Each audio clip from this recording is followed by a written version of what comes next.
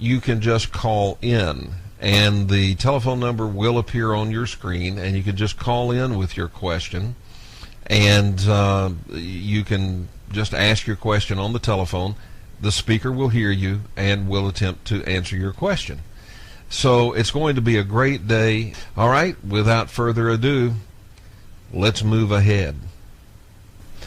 Our first speaker today is none other than Greg Bishop. Greg Bishop is a well-known author, researcher, radio host. And like Kevin said, I think this is the actual very first online paranormal conference ever. And I'm honored to be part of it and to, I guess, be on here first. I'm going to talk about some stuff that I've been thinking about for quite a while and see if I can get the Skype up for, the PowerPoint up for you. So, I hope we're seeing that.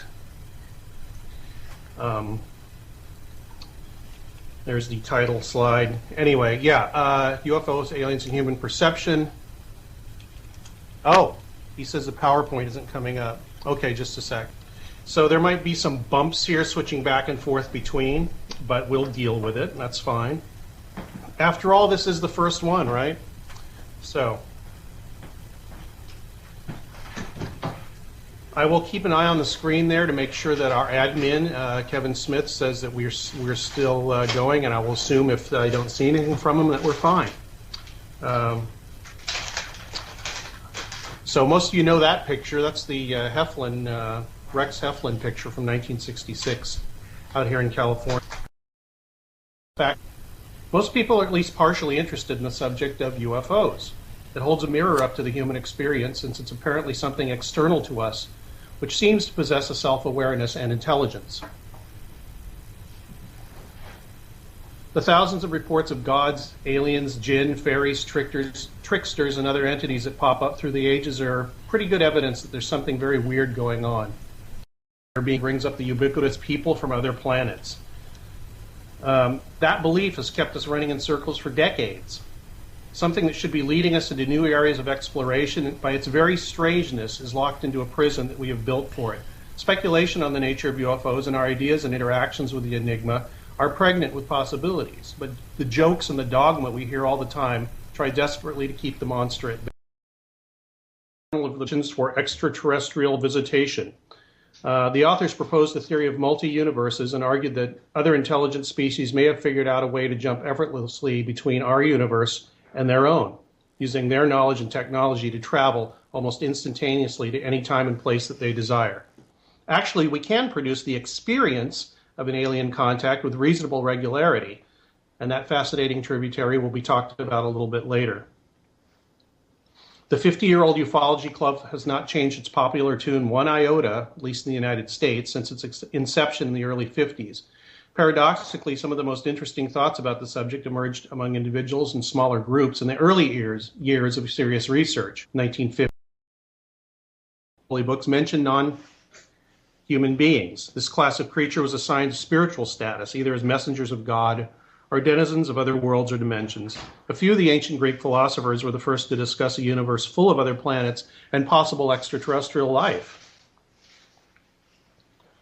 Wow, I don't know if you can even see that one. That's Jupiter with four of its moons through a telescope. The 20th century was a golden era for fictional stories of people from other planets, and the papers, movie, and TV pounded it into our heads until it became dogma. Maybe we should look at some of the problems with the aliens from other worlds idea. Mr. Bishop back. I don't know what happened, but we lost his Skype feed. So we'll get him back and see if we can't continue here.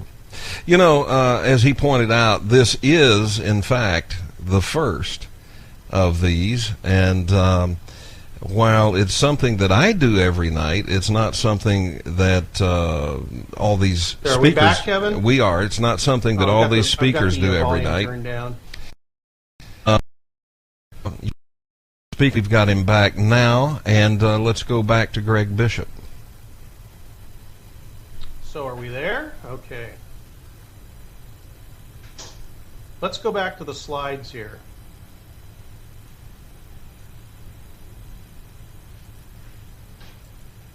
There we go.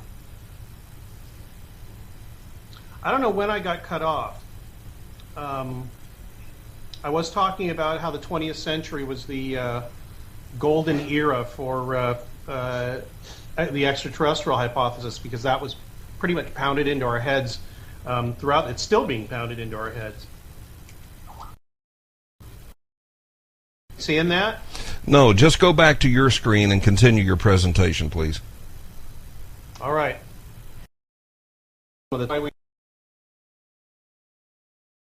Reasons why the ETH should not be the go-to explanation for the UFO mystery, and that the fact that that's been pounded into our heads for the last, ever since we can remember, back into recorded history, does not mean that it's so. At least recent recorded Western history. And why is this? Because is there some sort of expeditionary force visiting this planet? And if so, why do they need so many missions? Why do they need to gather so many soil, plant, and DNA samples? Wouldn't just a few be enough? Also, if they want to be secretive, they're not doing a very good job. There's also the incredible diversity of reports regarding the shape and size of the craft. How many different kinds of alien races could be visiting us all at once, and why do they need so many different? So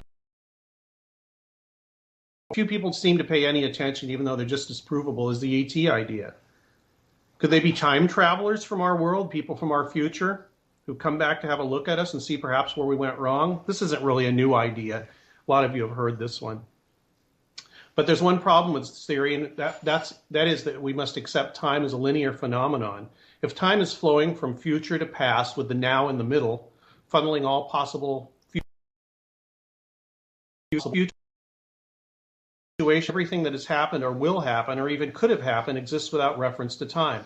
If you could move away from the flow of time in which we think we're caught, every probability would exist simultaneously. Perhaps time travelers are really beings who have escaped from the clutches of the time flow. There would be no time to travel through. It might be more like switching stations on your TV, and you'd need to sort of tune or lock yourself into the time flow of the destination you wanted. Another theory of UFOs and aliens is that they're not alien at all, at least not in the way we would traditionally think of them. They don't have to come all these millions of miles from anywhere. They've been here for thousands of years. Whether we belong to them by possession, like cattle, or whether we belong to each other by common origin and association is an interesting problem, and one which may be settled soon if we keep our heads, which is kind of strange because Jessup got depressed and apparently committed suicide in 1959. That's a whole other tributary of conspiracy, which I won't get into right now. This idea of Jessup's and other people, admittedly, was expanded. For those of us weaned on the ideas expressed in books like Operation Trojan Horse by John Keel or Passport to Magonia by Jacques Vallée, this theory is attractive. It also resonates with indigenous and folk wisdom from throughout history. And I need some tea. And some cough drops from Walter. Thank you very much. Some of these ideas I've just described may be more attractive than others, or have had more going for them during the evolution.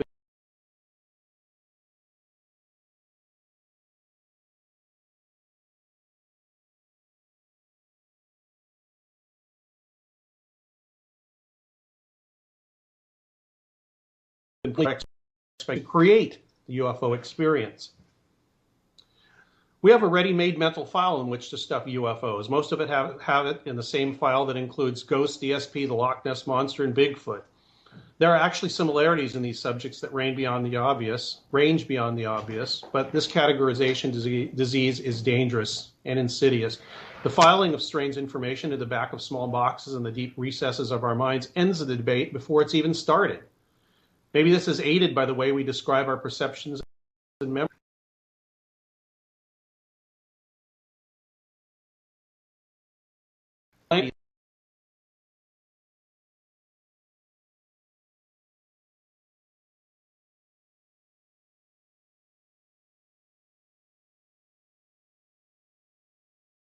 near. Based on many reports, what they seem to be trying to do is break us of our mental habits by throwing a wrench into our assumptions. These assumptions have kept us locked in a vicious circle because most of us don't even realize we're in it. It would be nice to crack this circle so that we can move on to the larger world of logic, interesting ideas, and fun speculation. We might even begin to meet the phenomenon of UFOs on its own terms. In spite of all protests to the contrary, all that could be proven so far is summed up in a 19th statement by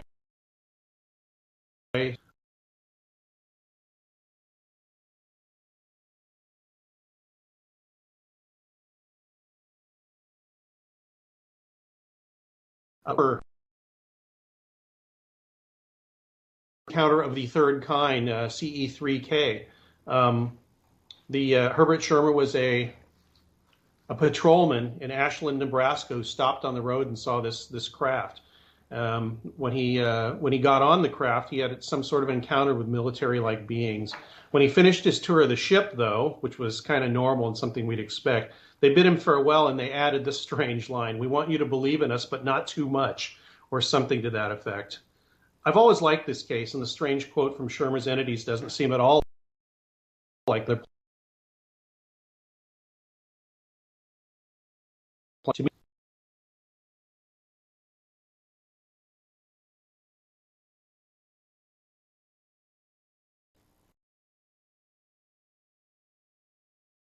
And how we remember things. For something as extraordinary or out of the ordinary, in other words, as a UFO encounter, we're in uncharted waters. If someone tells us, "I saw a UFO," what did they see? We've been told to think that they saw aliens from another planet. The phenomenon may have told us this, and more importantly, we haven't reinforced it for the sake of our psychological comfort. Unlike the 1950s and 60s, no one sees hairy dwarfs, beer can-shaped robots, or one-eyed giants anymore. At least not very much, which is too bad.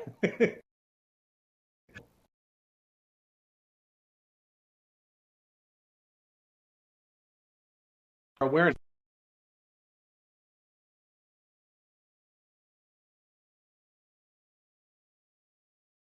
wisdom.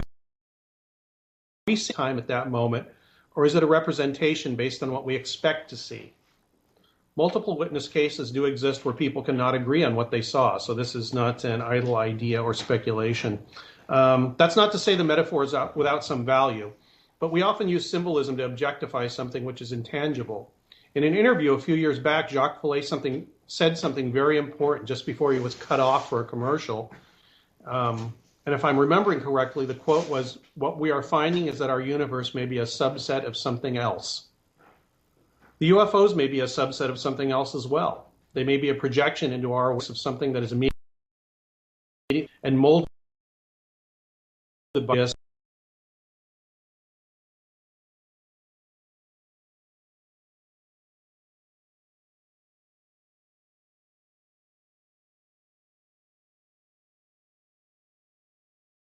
Conscious awareness put forth by remote viewer Joe McMoneagle in his 1993 book Mind Trek.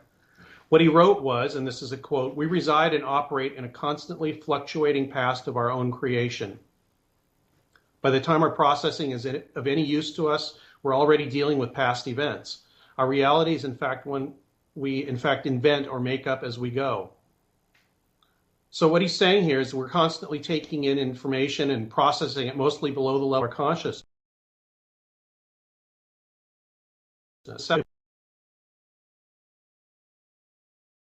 If we take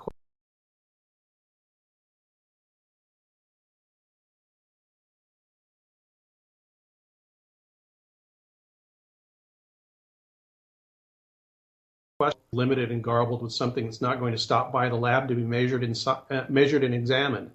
In essence, we're probably dealing with something that literally changes its character in lockstep with our expectations. Therefore, it may be useful to look upon the UFO as a metaphor for something which remains hidden to us, at least for now. Canadian scientist Michael Persinger claims that UFO experiences are the result of natural magnetic fields and their influence on the human mind.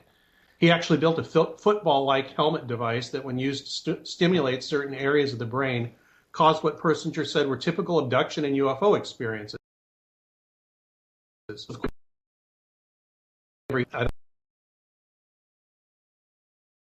Abductions.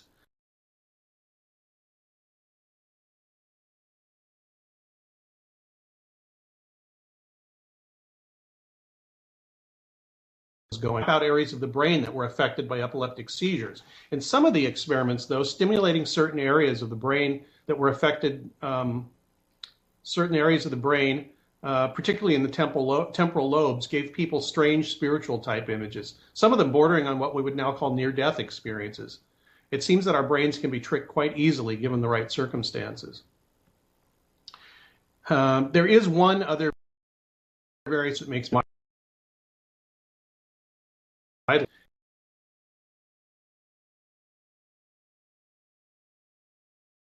YouTube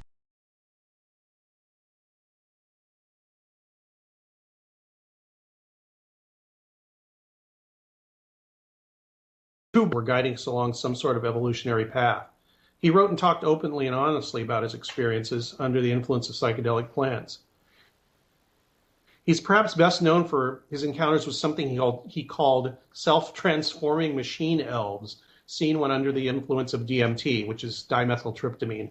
He described these entities as playful, curious, and yet immensely wise, eager to teach us as much as to learn. This, of course, echoes some of Whitley Strieber's descriptions of his visitors. Thousands of others have described similar encounters. Perhaps these are not mere hallucinations, but a manifestation of the continuum of consciousness of which we are all a part, and perhaps only dimly aware of our place within it. McKenna had much to say on the nature of reality and consciousness and our current views on these intimately related subjects. I find this quote from him pretty applicable in this regard. This is something he wrote. By the time we're 5 or 6 years old, all the mystery of reality has been carefully tiled over with words. We seal ourselves within a linguistic shell of disempowered perception. So delving further into controversial territory, we come upon the work of American physician Dr. Richard Strassman, who was given a special dispensation by the DEA to conduct research into the effects of the psychedelic drug DMT, as I've just described, with McKenna. From 1990 to 95, Strassman worked with volunteers at the University of New Mexico, about 60 of them. Assisted by hospital nurses, he administered DMT to his subjects who sat by, and he and his assistants sat by to observe the reactions. About half the volunteers met up with something they described as alien experiences.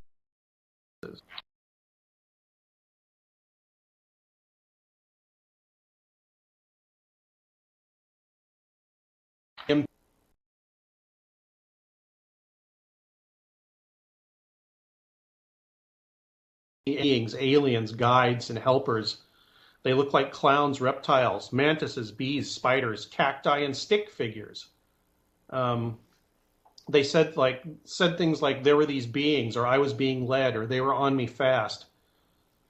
Another of the participants said, they do seem interested in you and in people, especially in their feelings. It was interested in my fear and in me.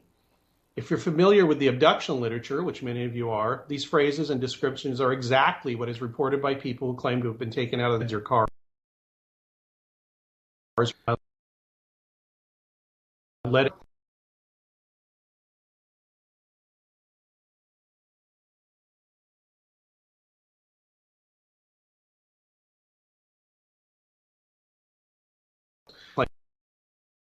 Not about half of the 60 people reported these experiences.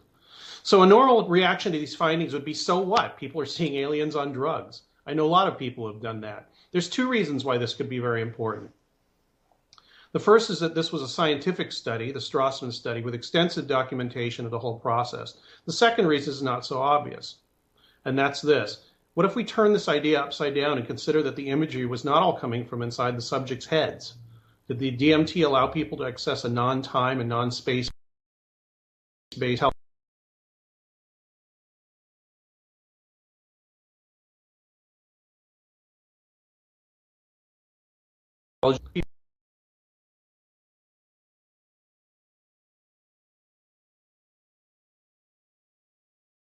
People experience may be a co-creation of the intelligence behind the phenomenon and our own subconscious. An example should make this more clear. I'll give you one example. When we're told something, we hold a mental image or idea of what we're told, which may have little relationship to what the speaker was trying to communicate. The information that we take away from any experience or anything we're told is colored by our personalities, our expectations, our emotions, our upbringing, our DNA, what we had for dinner, and a bunch of other things. And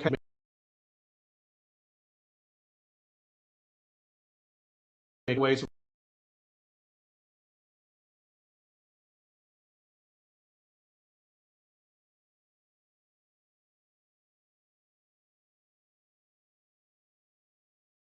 learning. And I do think there's something external to human consciousness that's been interacting with us for thousands of years. That something is intelligent, self-aware, and intimately interested in us. How we interact is still a mystery, but if we can step back from ourselves and our expectations and start asking more open-ended questions, perhaps we can come to some sort of tentative conclusions about what's been going on, and in the process discover something about ourselves as well. Thanks. That is the end of my presentation and protest on behalf of other ideas about UFO origins. And I think these things are very important because it tracked down one, what's the word? We've all been tracked in one way to think about UFOs, and that's all we ever hear about. And a lot of this research is around for a bit.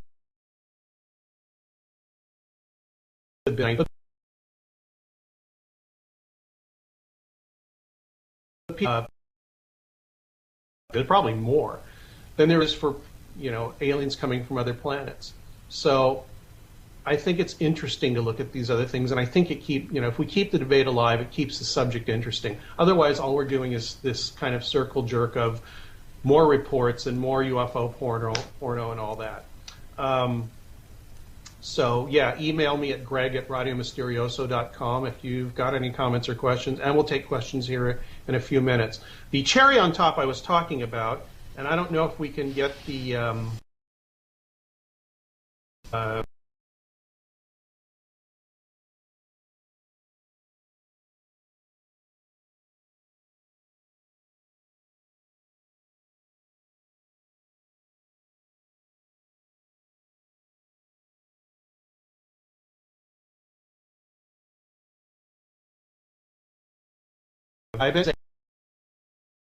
a map of Area 51. Yeah, very exciting. However, this map was handed to Bill Moore, the UFO researcher, the one that's uncovered the MJ-12 thing, wrote the first Philadelphia experiment book, wrote the first Roswell book. Many of you who know who I'm talking about. This map was handed to him sometime in the mid to late 1980s. This is before anybody knew or cared about the Area 51 thing, or knew before.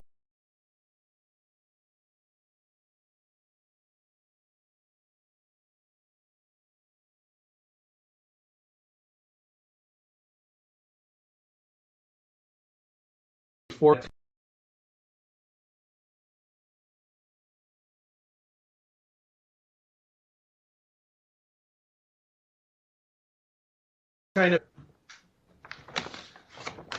there's somebody on this map has drawn, and remember this was in the mid-1980s, has drawn a little graphic with orange pen that says Groom Lake Facility, 38,000-foot runway, I think, 30,000-foot runway, which is about what the runway is there. This is before anybody knew anything about this.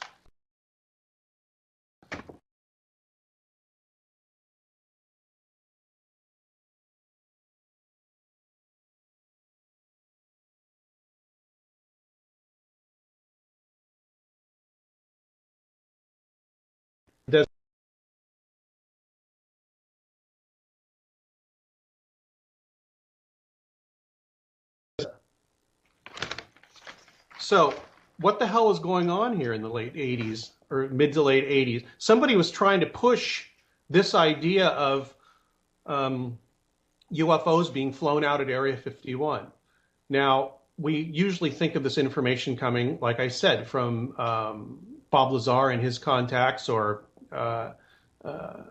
his time at the base.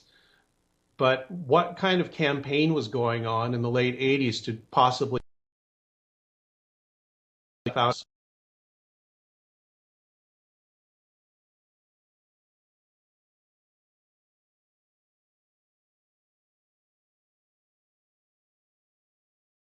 and start talking about UFOs, all the chatters about UFOs and Area 51. It actually doesn't say Area 51 on the map. It says Nellis Air Force Range. Yeah, all it says is Nellis Air Force Range. There's nothing in there about any secret base or anything. Somebody is trying to leak this information to Bill Moore. I asked him what he did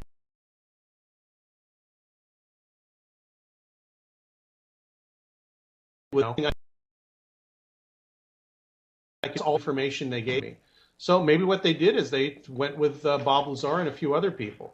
So we've got, I think, something like 10 or 15 minutes if Kevin wants to open it up to questions, either about what I said before or about this map. Either one. So take it away, Kevin. Okay, the question and answer session is open. So if you have a question, you can either type it into the chat panel, and I will read it for Greg, and then he can respond to it.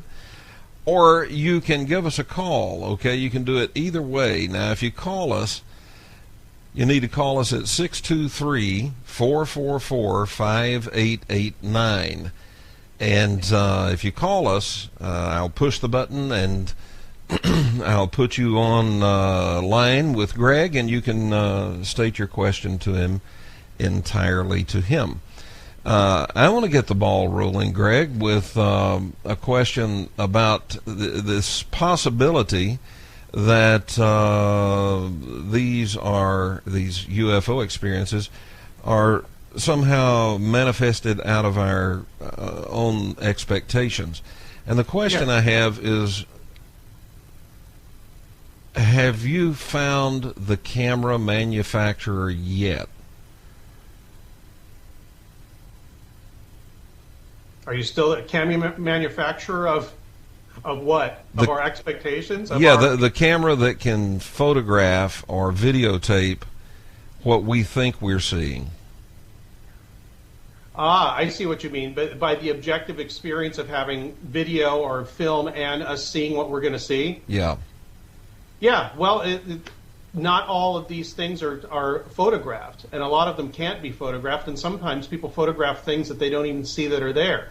I'm not saying that what I'm saying here is the answer to it. Mm-hmm. I'm saying that the myriad of experience and witness testimony does not always conform to aliens coming from other planets, physical craft here. That doesn't encompass all of it. Yes, some of it encompasses radar report, visual report, and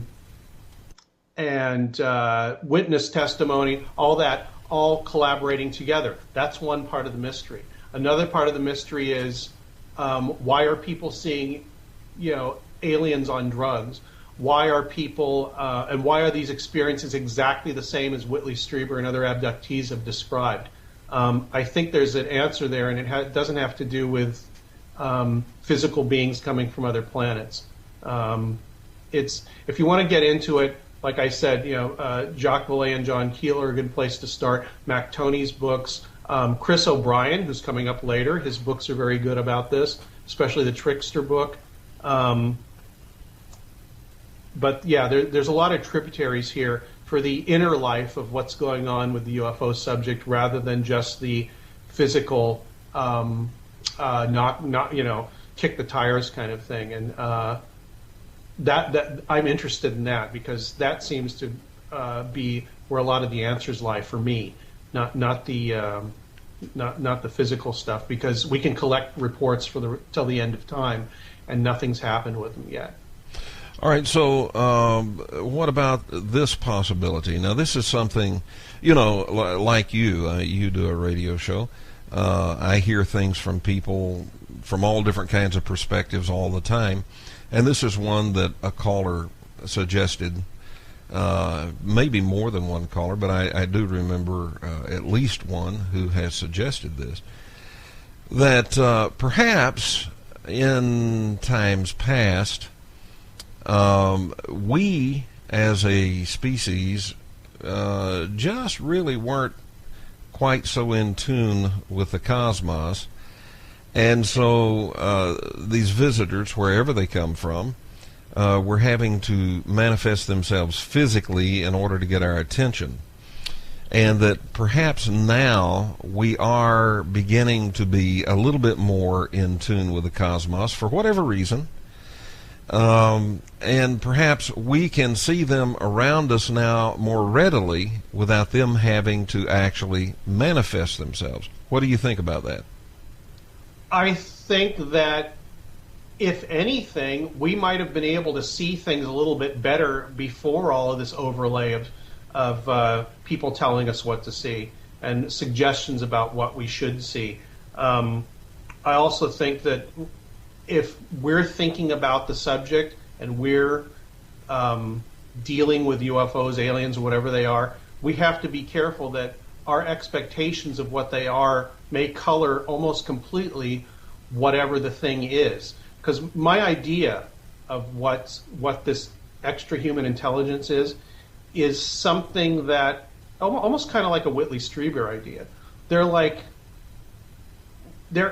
It's as if you're looking at another species of animal and they're looking back at you. And their experience and your experience and the way you look at the world and the way they look at things are completely different. And there's nothing they can do about it except sort of poke at you a little bit and make you notice things. And there's nothing we can do about it except to sort of try and listen to them and maybe send something back. It's just very primitive. And I think maybe earlier in our evolution, we may have been more in tune with that. I do not know. There's an argument to be made that we're not advancing in the way that we look at things, but we might be de-evolving or have way too much noise in the way of the message that might be coming from whatever these things are. And I do think there's some sort of intelligence that's not human that's been playing with us and interacting with us forever. Now, whether that's from another planet, I do not know. Only thing we can say right now is at least I can, is there's definitely something else, and it definitely has intelligence, and it definitely is noticed. I don't even know if it wants to be noticed, you know? Some animals, you don't know if they want to be noticed, but they'll stop and look at you, and then they'll run away. Mm-hmm. So that's kind of the metaphor I'm using right now. And if we make an assumption about where that's coming from, I think we're encoding our answer in our question, which is a dangerous thing to do right now if we're looking for some sort of insight into what this other thing is, whatever it is. All right, we have a question here from Robert on our chat panel. It says, or a statement from him, and it says, seems like these visits bring out people's worst nightmares. Nuclear destruction, I think he means as an example, nuclear destruction and our environmental destruction. This supports that they are in our deepest thoughts and fears somehow, I'm thinking. Yeah, well, yeah, maybe they are, but we are also in our deepest thoughts and fears. And maybe they're setting it off. Or maybe what they do sets it off, like a certain drug will make you act a certain way. I think that, maybe one fear sets off another. A fear of the unknown maybe starts making you fear something that is known. Or maybe there are some kind of beings telling us not to destroy ourselves. But we've known that for, ever since we could destroy ourselves on a large scale. And a lot of people were very worried about it, and they still are, and they should be. I don't think we need help from any extra-human entities to tell us that. Whether they're doing that or not, I don't know. But one thing you'll notice about me is if somebody tells me something that's common wisdom, I start looking in the other direction to try and see if there's something else going on there. It's like that Jacques Vallée quote. When something's up on the screen, I don't want to look what's on the screen. I want to look up where the projection booth is, where it's coming from, then sneak up there and break in after the projection is gone and see what's going on. That's another way I think about this subject. I want to know what's behind it by coming at it from a non-conventional point of view. Whether that's right or it's going to bear fruit or not is almost beside the point. It's what interests me and what I think solves problems. Mavericks and maverick ideas often solve problems in a roundabout way, and that's just my interest.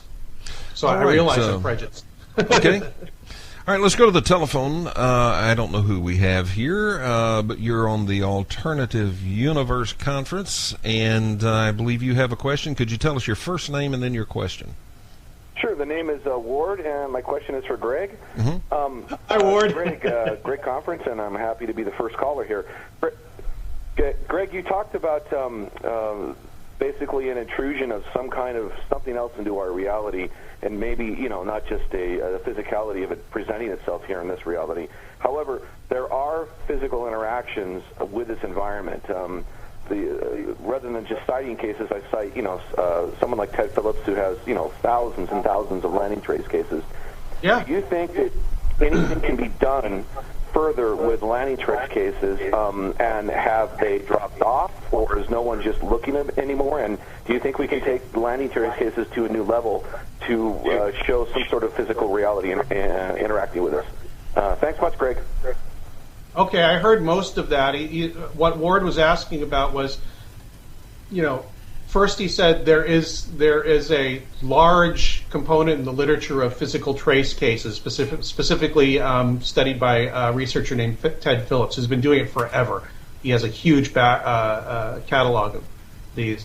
And what I think Ward was asking was, like, how do you account for the, if you're saying it's all in the mind, how do you account for the physical stuff? I'm not saying it's all in the mind.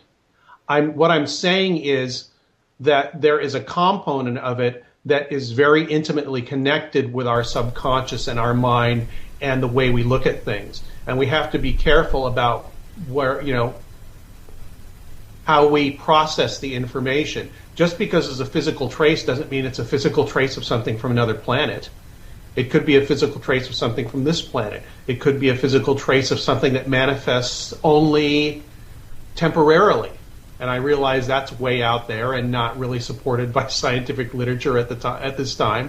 But there's all kinds of possibilities. If we can't prove any of them yet, I think that hammering on the extraterrestrial thing limits us. And I don't want the research to be limited, because I think the more tributaries it follows, the more likely one of them is going to be able to be pulled in and used as part of the theory. Like I said during the talk, we have to be able to entertain many theories at once and many ideas at once. Because if we just stick with one, that's all we're going to see, and that's all and that's all we're going to talk about, and that's all we're going to think about. And look, in 50 years, it hasn't gotten us anywhere. We still say there are aliens coming from other planets, but there's no way to prove that. There really isn't, except our ideas and maybe what these so-called aliens have told people. But maybe that's playing into our expectations too. I don't know. Okay, but, Greg, we're going to have to roll pretty quick here here, because we're just about out of time. We got somebody on the line and 2 questions coming up on the chat screen, so we're going to have to condense this. Quick. All right, caller, welcome to the Alternative Universe Conference. Your first name and your question or comment. Jackie, and I'll be brief. I was Jackie, I'm sorry, but we're not getting good audio from you at all. It's breaking up so bad we can't understand you. We did understand Jackie. Let's try it again. Bye. Oh. Okay, are you there, Jackie? Yes, I'm still here. Okay, try it again. Your audio was really bad. Okay, I'm sorry. I was wondering about the Nellis map that he showed, which immediately had me remembering the tall whites that Charles Hall showed back when it was Nellis Air Force Base. And your question? I was wondering if he knew the age of that map that he had. Yeah, I was told that this was drawn and given to researcher Bill Moore in around 1986 to 89, somewhere in that time period. So, if true, it's before all these other stories, which makes it interesting to me. Okay, and I'll step out, and thanks a lot for the conference. Bye.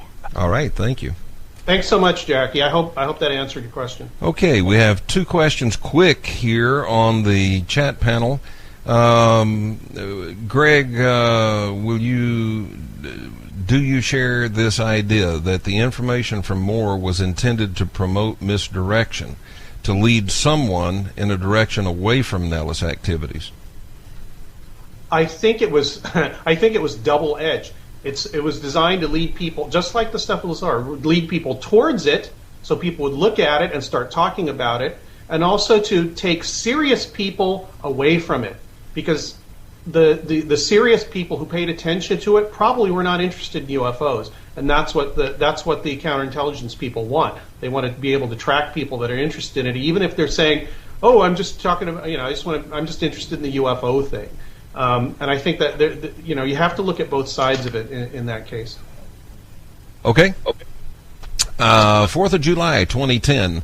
Hundreds of people watched two coral-colored orbs that blinked in and drifted south about 2 miles downwind, then stopped about 500 feet from where local fireworks were going off. No moon. Wind from the fireworks drifting south. I'm not sure what the question would be there. I think the point is... The point is... whoever sent that in thinks that I'm arguing that UFOs and aliens and that don't exist and I'm a skeptic. That is not true at all. Nothing could be further from the truth.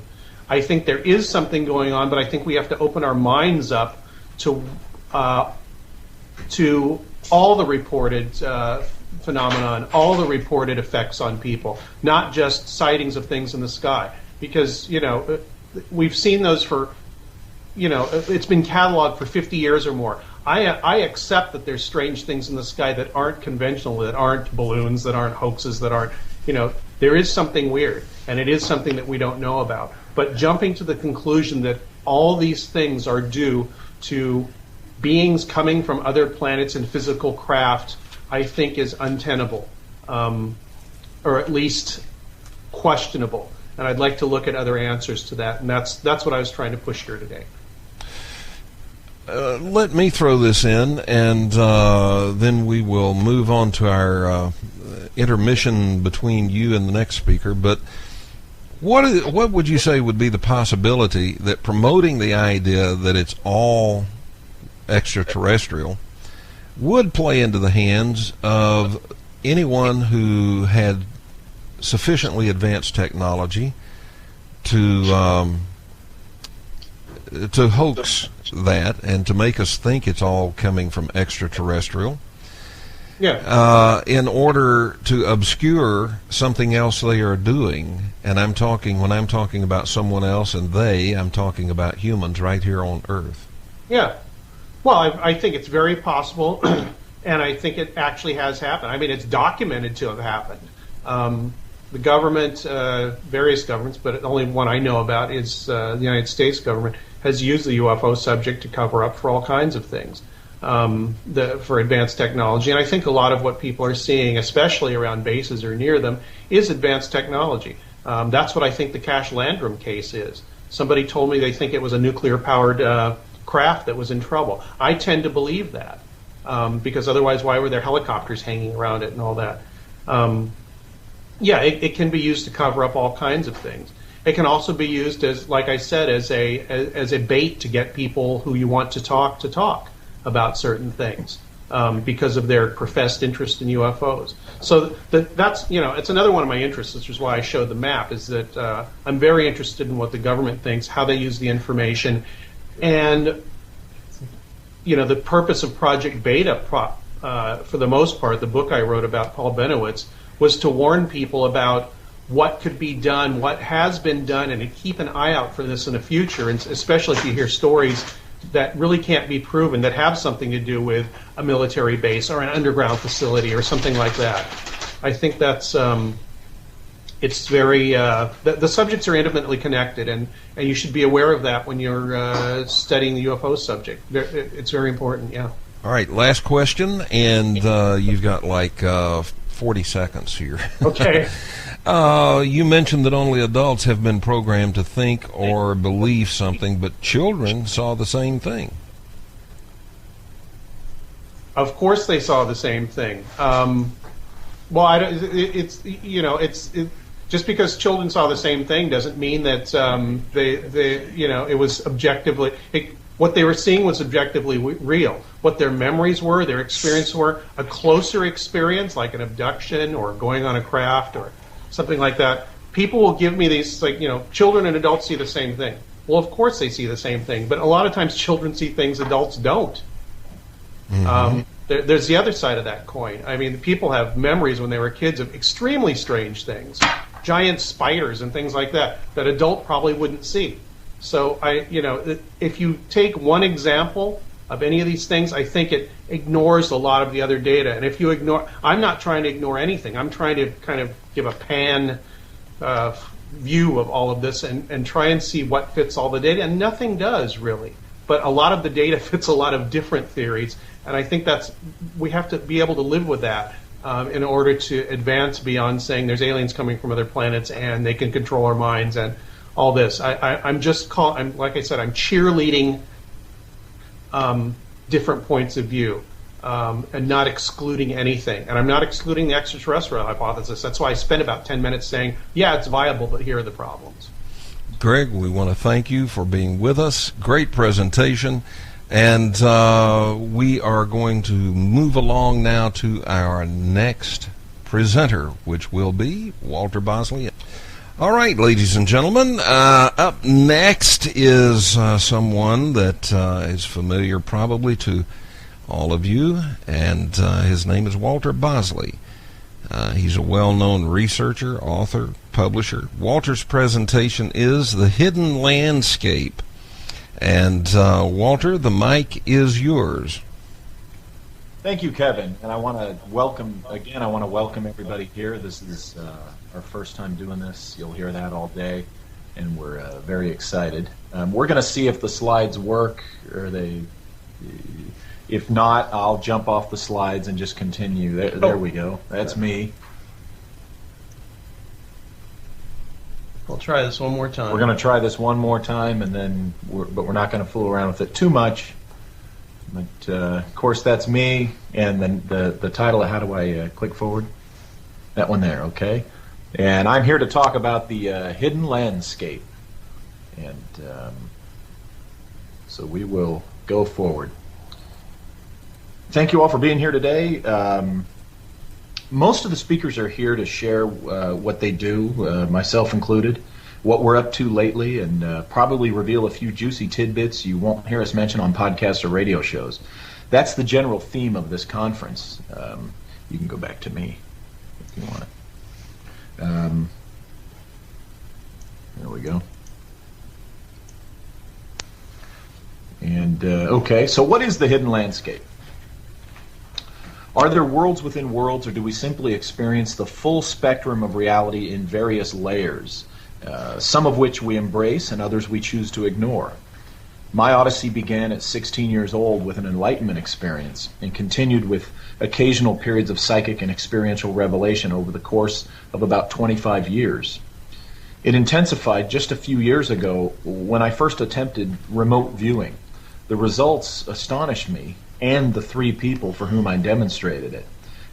It also pulled aside the veil in the biggest way I had encountered in nearly 30 years. Many of you have already heard me on various podcasts and a few radio shows. Some of you have read my book, Latitude 33, Key to the Kingdom. That book was the result of a curiosity about what happened to me at Disneyland many years ago and a study of the surprising facts I dug up about the park. Initially, my meeting of the enigmatic man named Alfred simply nagged me for years. I sensed something significantly out of the ordinary about the encounter, but could not identify exactly what. Encountering Alfred happened a couple of years after the most significant experience of my life to that time. This was an experience that rendered me aware, consciously aware, in a way that I can hardly explain in just a few minutes. In my pursuit of an explanation for the encounter with Alfred at Disneyland, which again is gone over in detail in my book Latitude 33, in my pursuit of the explanation for that, and all the strange history associated with the park, I began to better understand the awakening experience that I had, the enlightenment. I've come to realize that it's all associated as threads in one fabric of time and topology. I'm not here to simply tell you everything I know. Giving you the fruits of my personal labor, whether investigative or analytical, is not something I intend to do. That's because, amid everything I have learned, probably the most enlightening is that it's all personal. That's right, it has meaning to me, not you. Why? Because I sought it out. I dug for it. Now, think about what I've said there. I did not say that what I have found has no meaning. I did not say that what I've discovered is not real. I said it has no meaning to you. Why? You did not seek it. You did not do the work to learn and experience it. You don't deserve it. Now, before you cry foul and label me some sort of jerk, allow me to explain what I mean. By you not deserving it, I don't mean that I'm passing judgment on you. You see, that's not my rule. That's nature's rule. And that's what I learned about what it means to say my discoveries are personal. You must do the work to see the truth, and only then can you actually understand what you found. If I were to simply tell you, you'd cry, BS, and proceed to berate me, or at least critically dismiss everything I've written and said before and since. However, if you were to seek what I found on your own, really seek it, you would understand what I'm saying here. It is impossible for you to see more of the spectrum of reality without having sought it out for yourself.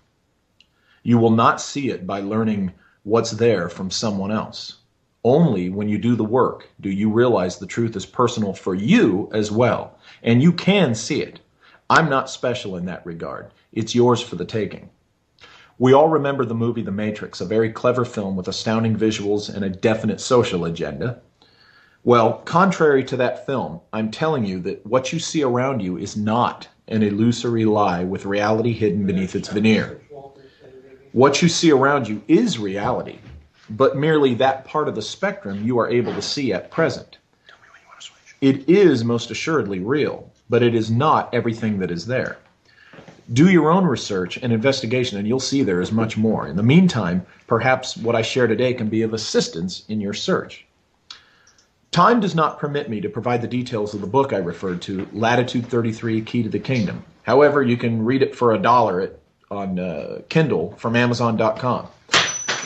That book chronicles my experience with a man named Alfred, whose very being and presence were the synchronistic embodiment of Alfred Watkins and his discovery of ley lines.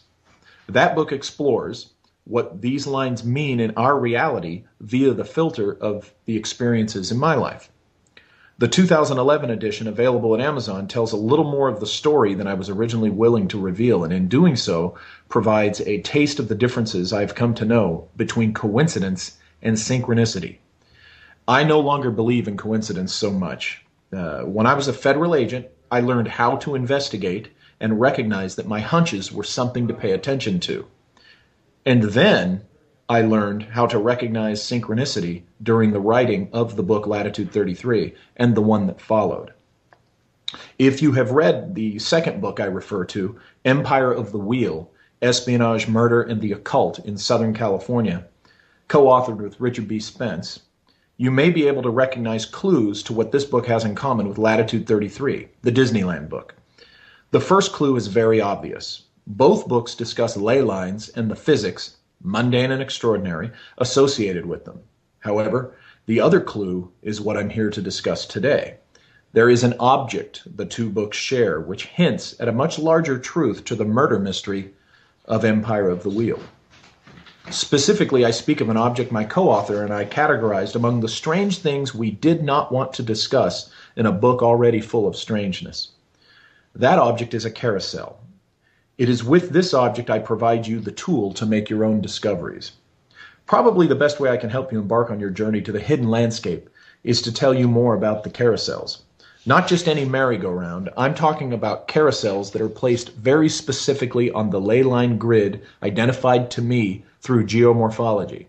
I prefer to refer to these lines as the currents because my research has shown me the ley line association to telluric currents, very natural and well-known currents of low-frequency electromagnetic energy that flows through the terrain of the planet. These telluric currents have been used by telegraph and radio engineers since the 1850s, and that is a matter of documented history. These are the currents brilliant men like Nikola Tesla and Guglielmo Marconi took advantage of with great results. Our very infrastructure has been laid out along these lines of current, from radio towers to railroad tracks to hospitals and airports and military bases. You would be astonished to see a geomorphological map identifying the currents and how everywhere you look on that map, you will find these structures and conveyances physically associated with them. Engineers who established the rudimentary telegraphy system of the Old West understood how tapping their technology into the telluric currents in the ground enhanced the performance of the system. This knowledge was passed on to the medical and aviation and radio industries and to the military, of course. A very enlightening book on this subject is The Handprint of Atlas by Sesh Hari. The telluric currents, which are connected to what we call ley lines, are the power source of the hidden landscape. But it was the application of carousels that makes things all the more interesting here. What is a carousel? We've all likely taken a ride on one. For the record, the difference between a carousel and a merry-go-round is that a carousel has all types of animals, while a merry-go-round has only horses. But that isn't the operative element, merely a distinction in overt description. The operative aspect of a carousel where we are concerned is that it is a spinning device. It is with spin that we will find some very interesting phenomena. I refer you to the familiar tale of Edward Leedskalnin and his coral castle. It is said that Leedskalnin knew the secrets of spin and energy, and he claimed himself to know the secret of the construction of the Great Pyramid of Egypt. But to better understand the phenomena of spin, you must also learn about Victor Schauberger's application of spin, which led to theories of his involvement with Nazi flying saucers. Is there truth to these Nazi flying saucer stories? Maybe not as such, but there is evidence that Schauberger was involved somehow in the development of the bell, probably the ultimate spinning device, which it appears the Nazis were indeed pursuing. This is based upon their attempts to apply technology gleaned from ancient Hindu writings. You can learn more about the bell through the works of Dr. Joseph Farrell, specifically the SS Brotherhood of the Bell. Still, there is John W. Keeley, a contemporary of Nikola Tesla who came before Schauberger and Leedskalnin. Keeley's devices greatly involved resonance, but utilized spinning elements in many instances, resulting in, the legends claim, anti-gravity. It is with spin and gravity by which the doors may be opened by carousels, and the veil lifted to reveal the hidden landscape, some say. Essentially, my research into ley line telluric currents and the carousel at Disneyland suggested that the park's engineer understood what Keeley, Tesla, Schauberger, and likely Leedskalnin all knew. Apply a spinning device to the telluric current and reap measurable results. Specifically, when you apply a spinning device to a gravity well on a telluric current, you may draw energy from the current in the ground and redistribute that energy across the horizontal plane. I don't know if you can see my little, you draw it up from the ground, and with the carousel spinning, you redistribute it across the horizontal plane. Let's see. Specifically, when you apply a spinning device to a gravity well on telluric currents, you may draw energy from the current in the ground. And I already said that. You got that concept. Disneyland, let's jump to Disneyland. Disneyland was built on 160 acres yet of citrus groves. Yet many people don't realize the park actually sits in a bowl. According to my research and the geomorphological analysis of the site by Seshari, there are 3 telluric ley currents intersecting in the heart of that bowl. Let's go to the slide.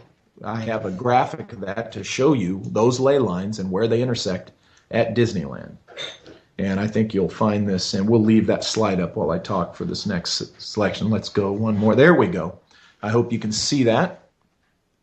I agree with Seshari when he argues that the Disneyland bowl dug on an intersection of the telluric ley currents created an artificial gravity well.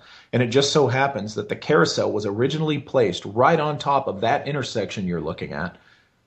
Of those, the dotted lines that you see are the telluric currents that flow through the terrain. As you can see, the intersection is right there. What you're looking at is in Fantasyland, appropriately so. My book, Latitude 33, explores the details of all of this, and it includes that graphic there.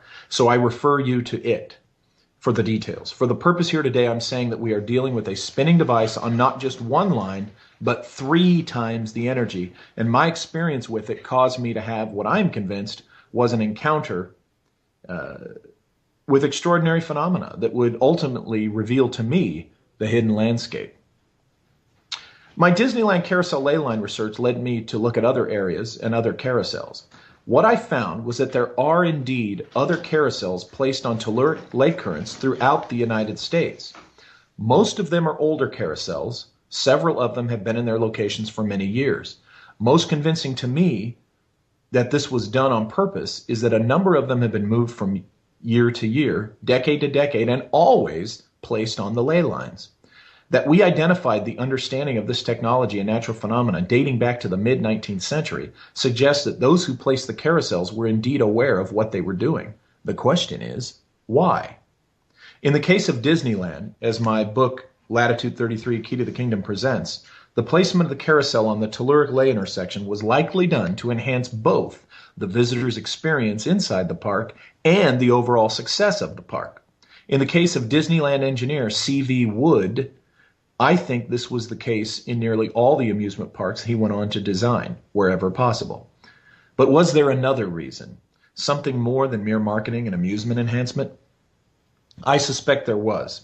My subsequent investigation and observations suggest to me that the various carousels placed at key telluric ley current spots, or ley lines, may possibly form a network of portals. But portals for what? To and from somewhere? Maybe. I do not discount that possibility, but what I have found is they are more like a portal into your consciousness triggered by multiple factors, both physical and symbolic.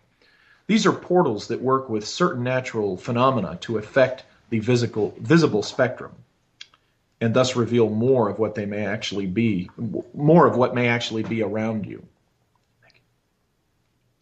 My observations and analysis have shown me that there are places one can find at which such revelatory phenomena may be encountered if you know where to look.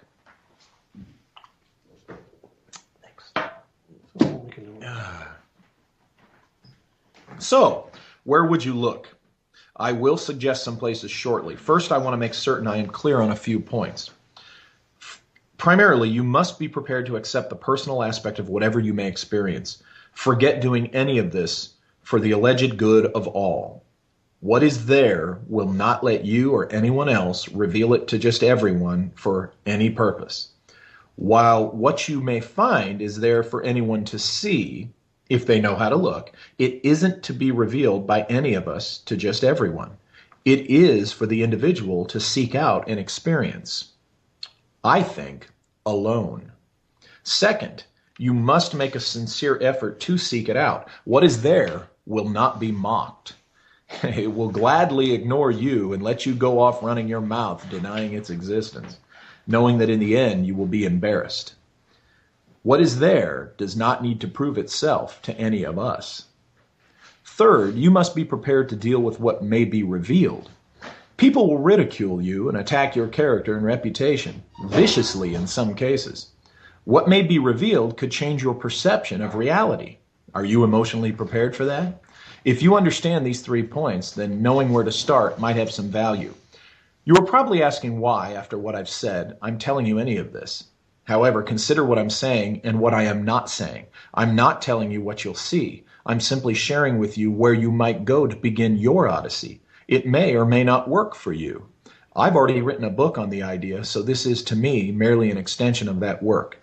What I should keep to myself, I since have and now continue keeping to myself. I have been in possession of a handmade map of telluric ley currents across the United States for a few years now. This map identifies where the straight Earth grid lines run, as well as the curvilinear currents that flow off these straight lines. As you might guess, zones of extraordinary phenomena are usually associated with the locations of these currents.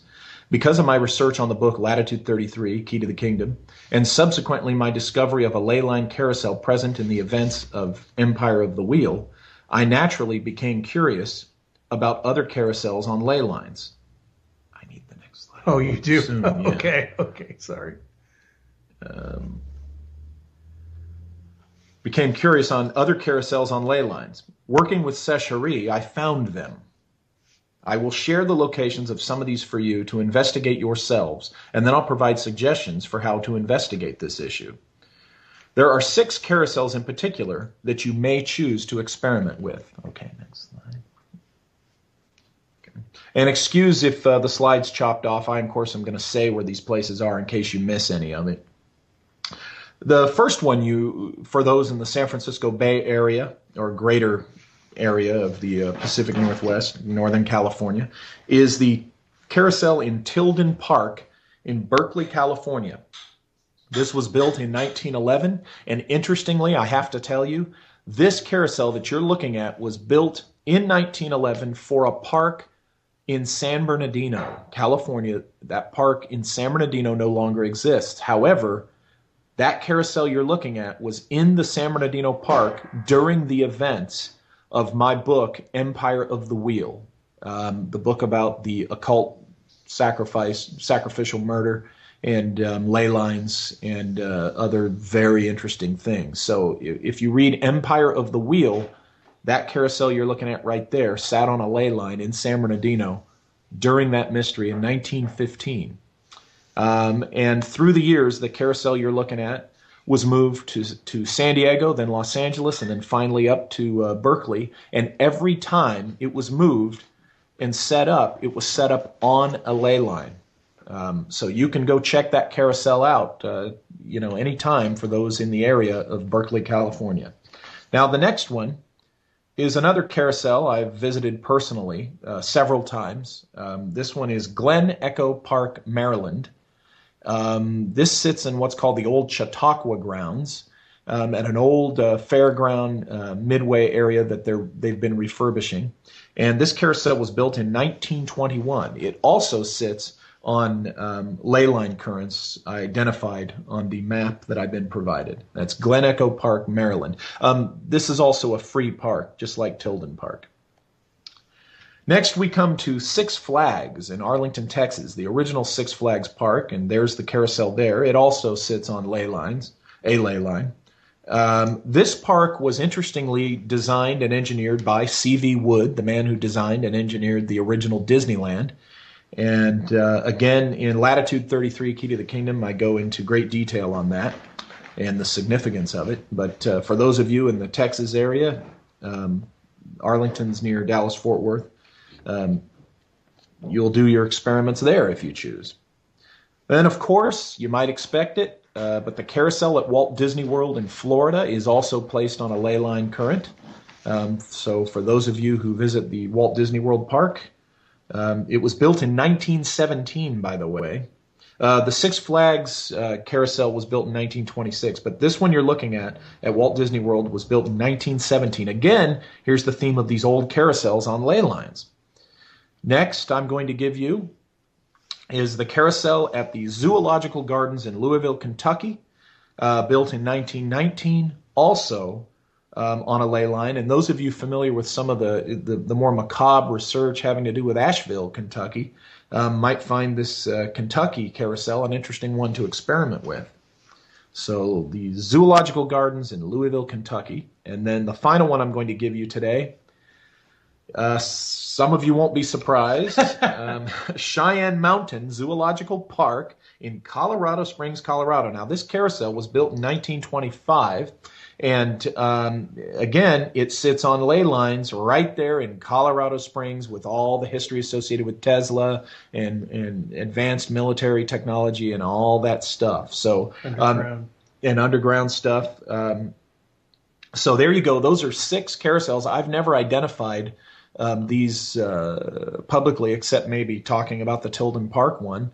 And those of you in these various places now know where to go. All these carousels, these 6 carousels, are sitting on ley lines. But I'll, as you look at this, I will continue with presentation here. So how do you experiment with carousels on telluric ley lines?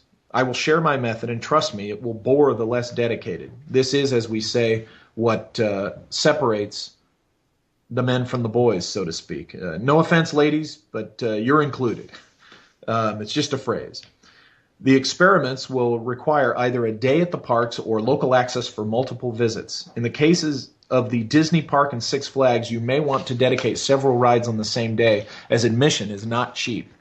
It might be similar to where the zoos are concerned, but Tilden Park in Berkeley and Glen Echo Park in Maryland offer free entry, so access there is more convenient and easier on the pocketbook.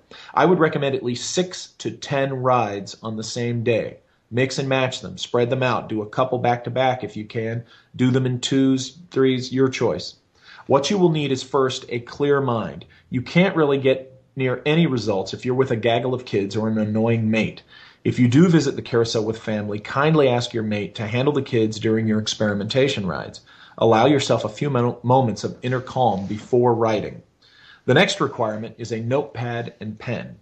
You will need to take notes. Note whatever strikes your fancy while you wait to ride. Specifically note which animal you ride. Some carousels number the animals, so note the number. Pay attention to details on the saddle and other unique marks on the animal. Note the color. You should also note the posture of the animal. Is it leaping, galloping, standing, etc.?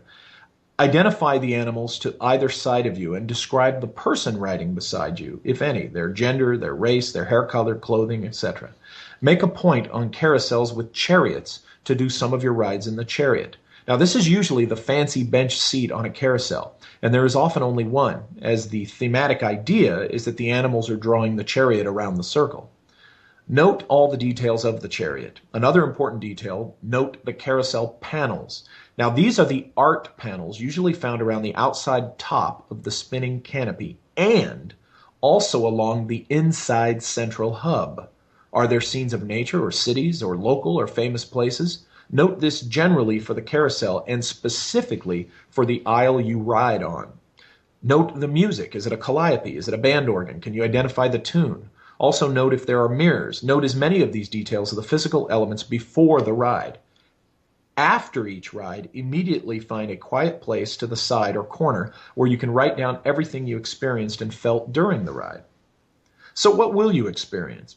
That comes in the next step. Once you've selected your mount or chariot, relax, take a deep breath. Forget everything outside the moment. Absorb the moment. Once the carousel starts spinning, let yourself go around a couple of times, then close your eyes. Now, if you are prone to motion sickness or vertigo or have health issues with this instruction, then do not do it. I'm not responsible for someone else's impractical and poor health choices. But if you can handle it, close your eyes. Nothing may happen on the first ride or two, but note what does. Pay close attention to smells and note them. Likewise with sounds. Naturally, also note images in your mind that come to you in as much detail as possible. It is very important to not go seeking anything specific.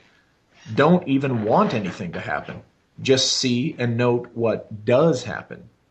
Note it all, no matter how subtle or insignificant you think it might be. Remember, if the spin gets to you with your eyes closed, just open your eyes. If you get sick, that's your fault. Depending upon your circumstances, you will determine how many rides you'll get in a given day. Reserve a page or two in your notebook for each ride. Identify the date and also the hour and minute of each ride that day. While you wait for your first ride, you should count how many times the carousel goes around per ride. You don't want to be counting this while you're riding because that's a distraction. It is very important to do your riding experiments before you do any local research on the area, the park, or the carousel.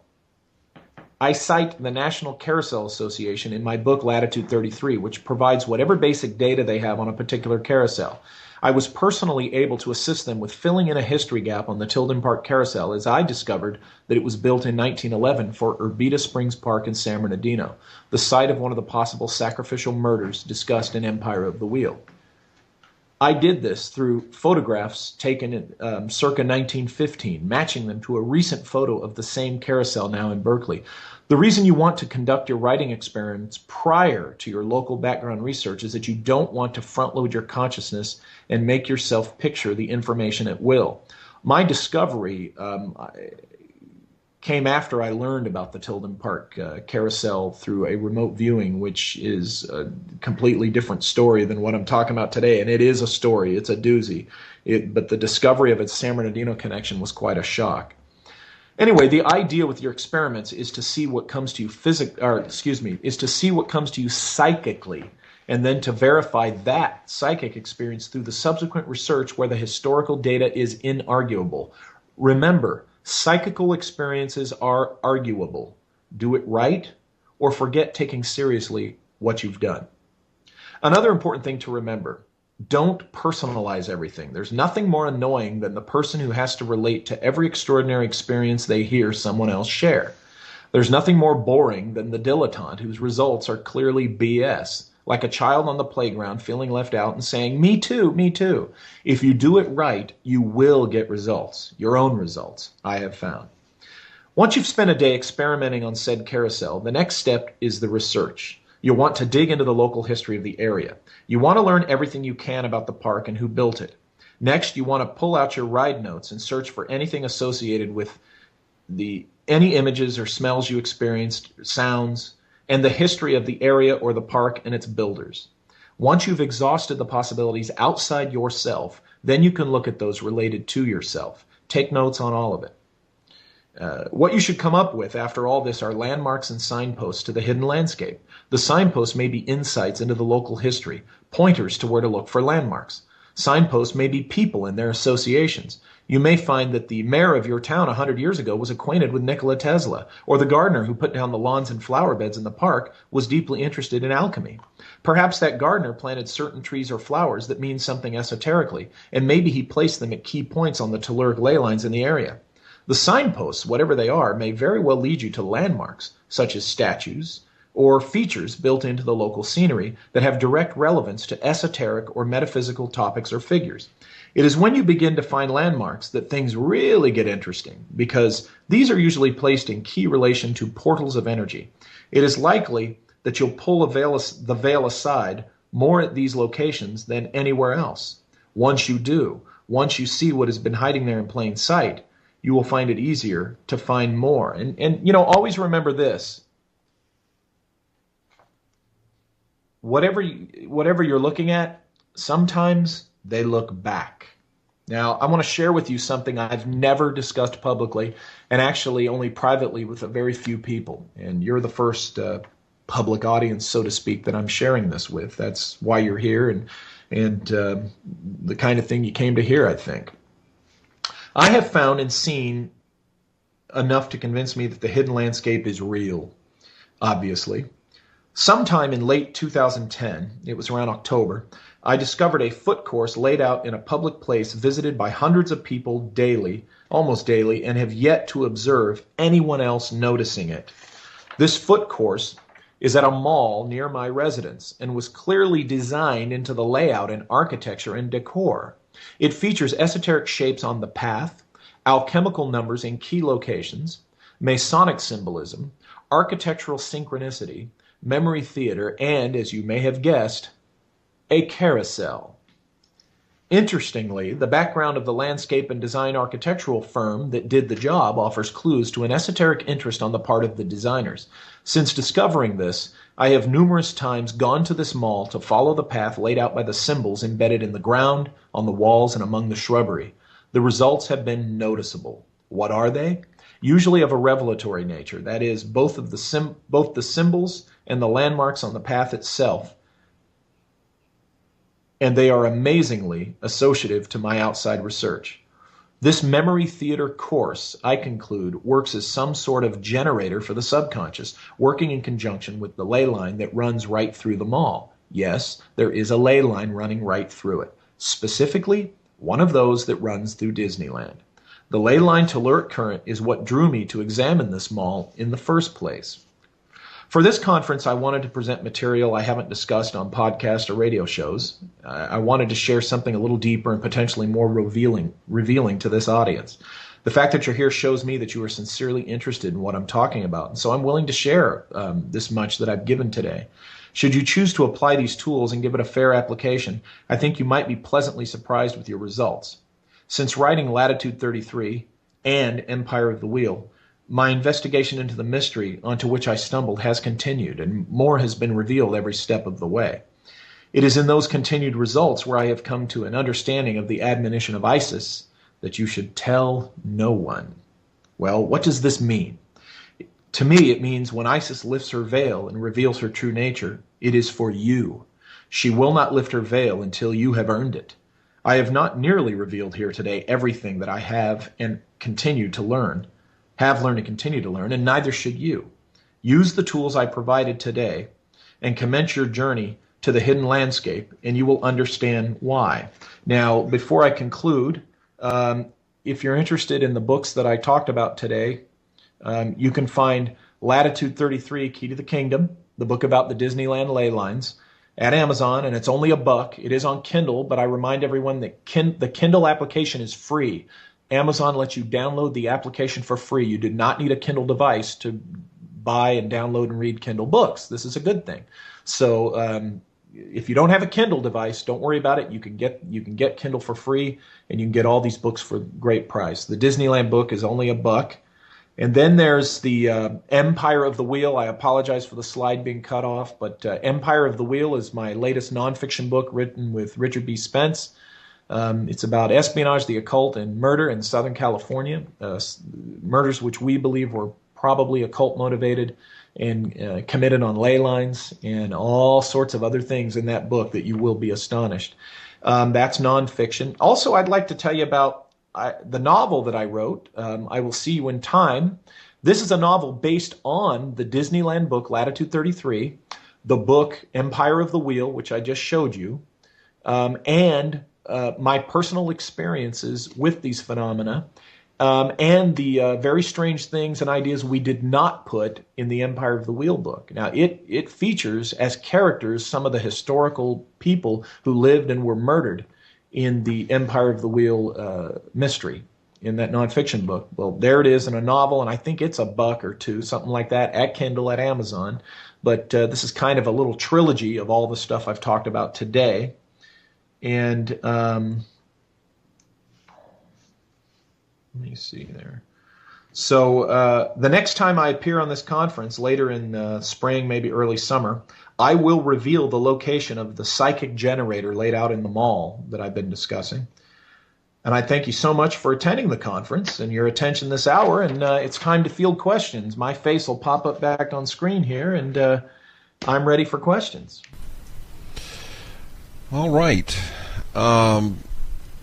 Folks, the question and answer session is open. And if you have a question for Walter Bosley, then you can, as you know, just type it into the chat panel, or you can give us a call. If you decide to give us a call, the telephone number is 623-444-5889. If you choose not to give us a call, you can type it into the chat panel, and I will read it, and Walter will then attempt to answer it. He's a smart guy, but I got to tell you, sometimes people ask questions that kind of would baffle anybody. Sometimes, Walter, you've been with me on my show several times. Sometimes people ask a question that is a great question, but so far outside of the realm of what I had thought about previously that I'm baffled for a few minutes, but we'll do our best with it. Now, I have a question for you, and I'll kick this off. Would you say that the forces and their effect when you have a spinning object on a ley line, the forces and their subsequent effect upon people, is that a positive thing or is that a negative thing? I find it a positive thing.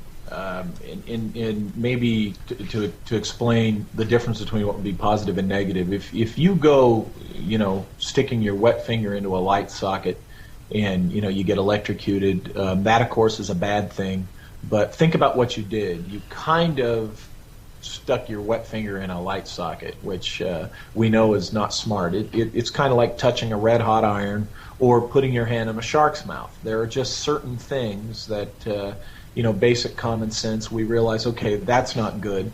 But the fact that you walk around outside and the wind blows on you It can be an annoying thing. If it's a tornado, it can be a negative experience. But we're not talking about extremes. We're talking about the wind or the breeze. That's a natural thing. It serves a purpose, and sometimes it feels good and it cools you off and stuff. So I think these things, that the fact that they're out there and they can, their phenomena can reach us, and we experience their, I guess, their physical manifestation. I think because it's part of nature, you're not sticking your proverbial wet finger in the proverbial light socket, really. I don't see it as a bad thing. It just is. It's like the energy that goes through the telluric currents. It's like electricity. Electricity is not good or bad. It just is. Now, how you apply it or misapply it or mishandle it can make it a bad thing. So in that sense, I think it's a good thing. For me, it's been nothing but good because it's enlightening. It opens my eyes to a broader spectrum of reality and truth. So to me, that's always ultimately good. I think just about everybody has seen and heard on television various paranormal shows where they talk about the effect of electromagnetic frequency upon people's brains, and then also upon your physical health. Is that something like what is happening with this spinning vortex of energy? You're asking if it can affect your health? I'm asking if they are similar. The spinning vortex of energy, and is that similar to electromagnetic frequency having an effect on you? I would think so. You've got the story of George W. Van Tassel, who built his Integratron that used Tesla technology, basically, and was originally intended to incorporate spinning energy. And it was, what was it? It was supposed to be a rejuvenator of human tissue, of the physical human, with the idea being that it was supposed to keep you younger and healthier and give you a longer, healthier, stronger life. So I think I think it can be a positive thing, but again, I think it just is, and properly applied, it is a positive thing. I'm sure you could come up with negatives. All right, got a couple of questions on the chat panel here, and if you call while I'm looking at the chat panel, I might not see the call, okay? But when you call, I will put you on hold and get to you as quickly as possible. So caller, hang on, and we'll get to you. All right, the first question is, this is from Robert, does the spinning object have to be as large as a carousel? Can you take a basketball or something smaller onto a ley line and get an effect that you would notice? Well, if your measurement tool, system, device were fine enough, I'm sure you could. But I think for practical results that most people look for, you need something that either in size or weight, that applies some type of pressure, enough pressure on that point that you've set it to do something practical. So I would argue that if you really want to see results or experience results, you want to go. A carousel's an easy one because it's designed to spin. You find one set on a ley line, and your work is done for you in that regard. Let's go to the telephone, and caller, you are on the Alternative Universe Conference. Your first name and then your question. Yes, hi. This is Ward calling from San Bernardino. My question for Walter. Yeah, hey Walter. Hey, Ward. My question for you, Walter, specifically for the carousel that was removed in San Bernardino. Did the murders occur during the time that it was there, prior to it, or after? And did that have an effect on it? The removal have an effect, do you think, possibly on the murders? Well, I'm glad you asked that, Ward. The murders, the carousel was in place between 1911 and 1916. The murders took place in the fall of 1915. Yes, the carousel was there in Urbita Springs Park, and therefore it was setting on. We've had a hard time pinpointing the exact location. We know it's kind of general near exact location. We know that location was associated with a ley line. What we focused on was an intersection of about 4 or 5 ley lines that were closer to the lake, that were associated with the lake where the one main victim, a woman named Cora Stanton, was sacrificed, we believe. And so the carousel, in a general way, being there, yes, was applying this principle. It was spinning ley energy up and around the park, which at the time, again, if you read Empire of the Wheel, this park was the Disneyland of its day, believe it or not, in old San Bernardino, which was a much different place than we've known these last decades. But yes, the carousel was there before it was moved to San Diego in 1916. Okay, Ward, thank you. Thanks, Ward.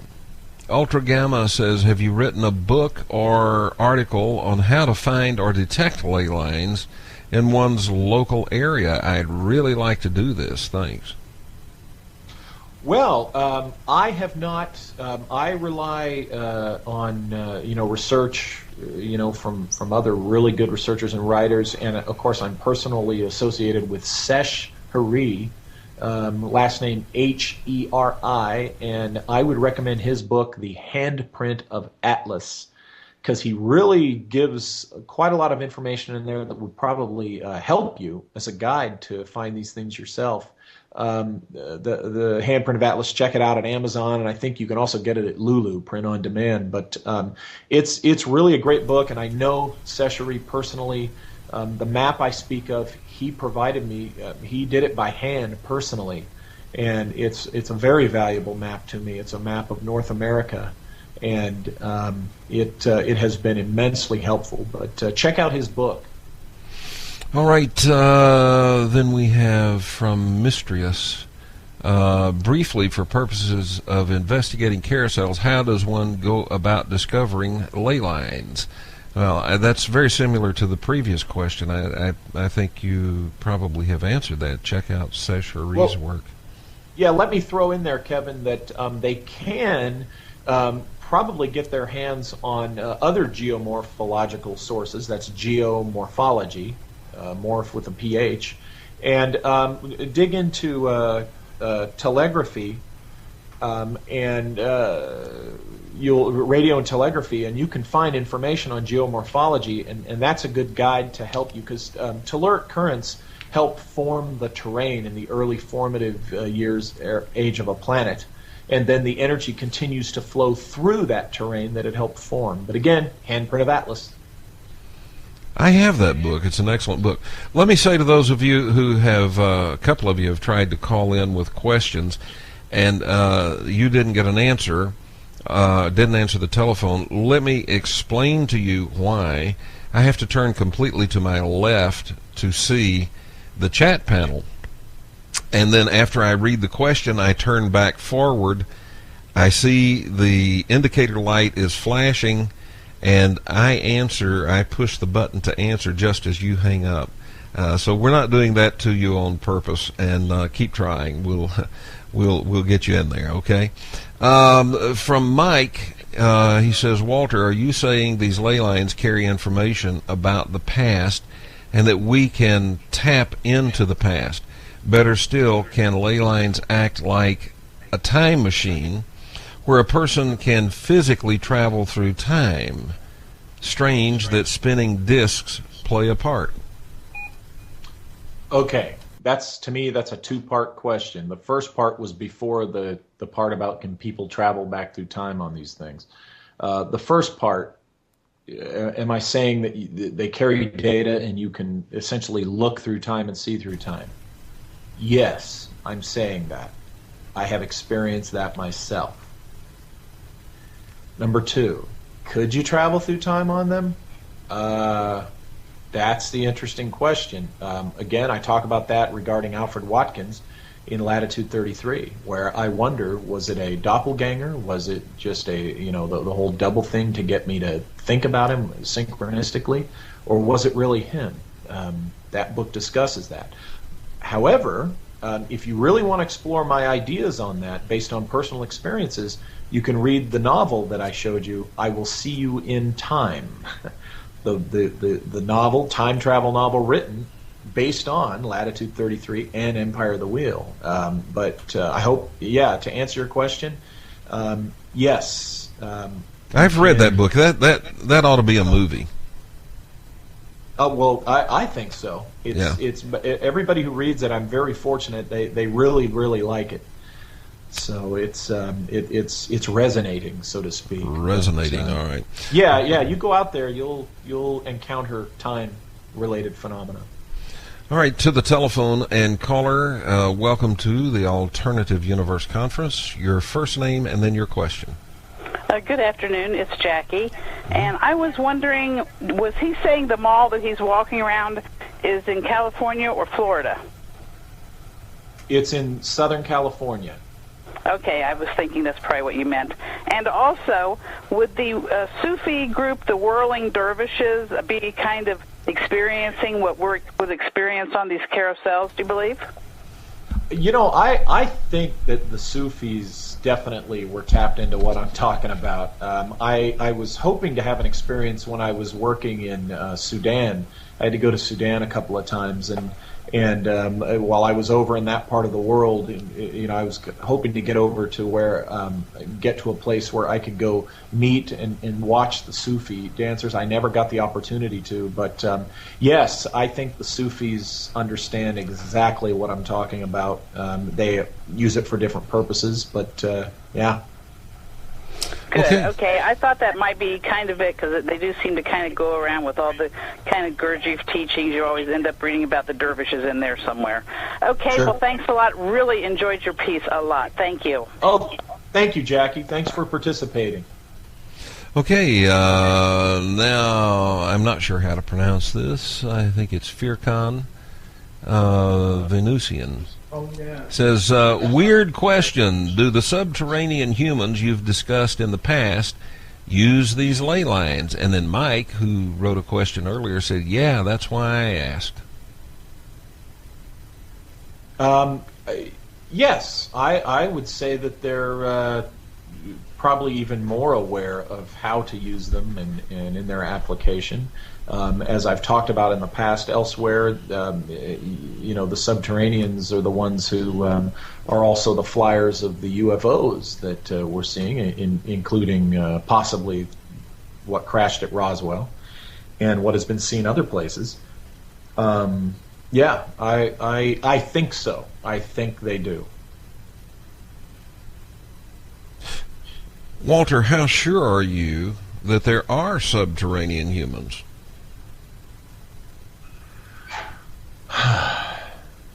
Well, when I was talking with my dad about this before he died, up to the point, he died a few years ago, and all the times I talked with him, after having become an agent, I was a counterintelligence agent, a federal investigator, and I learned how to talk to people. I learned how to, basically you learn how to embed an interrogation in what appears to be an interview.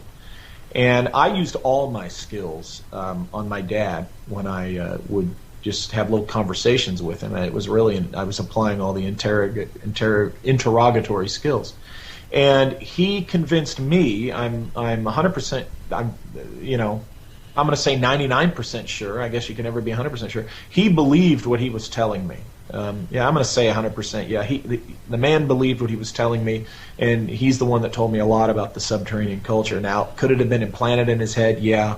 But based on that and all the other research that I've read and done, and some of that which has been done by Mike Mott, who will be speaking here a little later, I'm about 90% certain of the possibility being, a viable one, that they're there. Enough so that if I get the opportunity to go down there, I'm going to take a look. All right, so let me follow that question with this question. Who are they? I would say that they are humans that in past cataclysmic times escaped the disaster and the strife up here on the surface, went subterranean, found habitable zones, and chose to stay there. But that's another topic. How would your dad have known about that? What's that? How would your dad have known about that? I've discussed that in a lot of places, but primarily through his Special Air Force duty. He had a very high clearance because he worked in the early days of the space program. And, again, I've discussed that elsewhere and ample enough. So that's a long story I don't have time to go into now, but it's out there. Okay. All right. Well, Walter, I want to thank you for being with us. And fantastic presentation. A lot of great questions, too. And I really appreciate you taking the time to be with us today. All right, folks, we are now going to move along to our next speaker. All right, this is the Alternative Universe Conference, the I-Conference. And, we've had a few, but very few, little technical glitches along the way today. Not bad, though, really, for this being the first ever worldwide, as far as I know. And certainly it's the first time any of us have done this all together. But it's been great so far. We've had some great information. Coming up next is Andrew Colvin. He is a researcher and author, and arguably the leading expert on the Mothman phenomenon. He's also quite well informed about another rather mysterious phenomenon that we generally refer to as the Men in Black. Andrew is speaking on Men in Black, the secret terror still among us. Andrew, the floor is yours. Thanks for having me.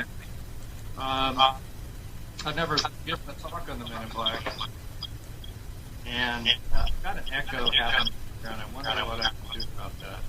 Andrew, we're getting absolutely awful audio. Yeah. Okay, tell you what, we'll go back to some music, and your audio earlier today was much, much better than that. We'll go back to a little bit of music here, and then give you a chance to kind of work it out. Usually that means you have your speakers turned up too loud, and it's maybe you have your mic turned up a little bit loud or something. But Andrew, the floor is yours.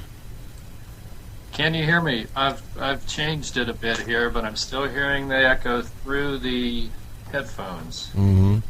Well, perhaps you might need to turn your speakers down then. Turn your volume down. We can.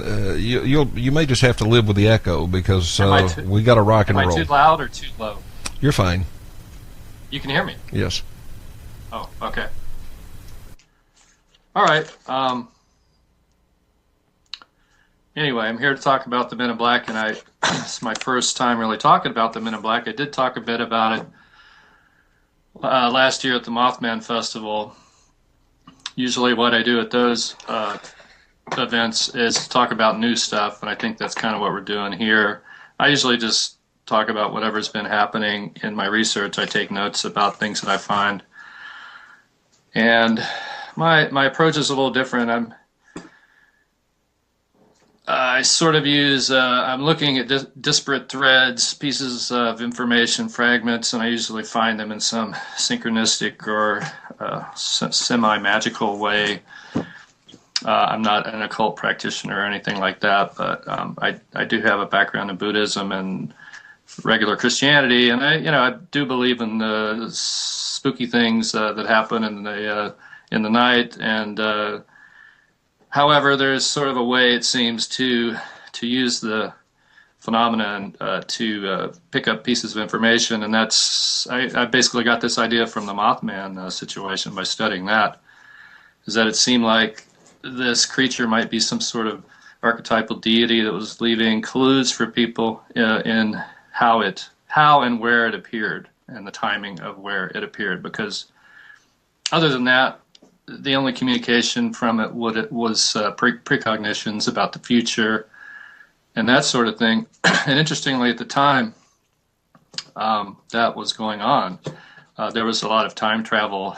The time travel meme was sort of injected into the discussion on the UFO in the magazines and things, and I think it was kind of a way to just sort of deflect away from that kind of thing, because I'm assuming that's not the kind of thing that having people use special methods to get information isn't really only approved individuals would probably be okay doing that. So I think there was a move on to obfuscate what was happening with the Mothman, and because he was appearing in this area, the TNT area of West Virginia, where it's now looking more and more like they were actually building drone craft, flying saucers, and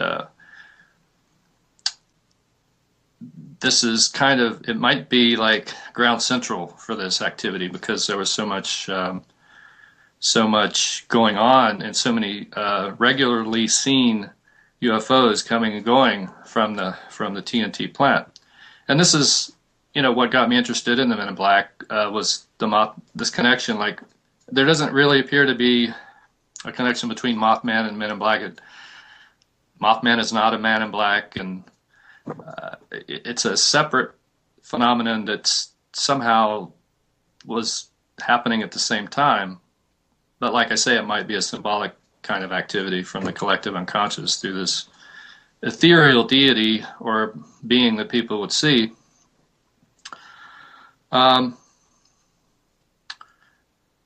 So I just look for fragments and try to find the big picture. I'm not much.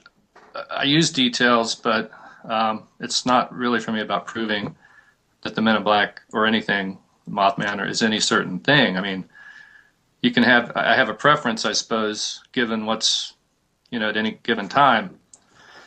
And right now it looks like, I have to admit that there are Men in Black sightings throughout history that seem to be supernatural, perhaps. But some of the later ones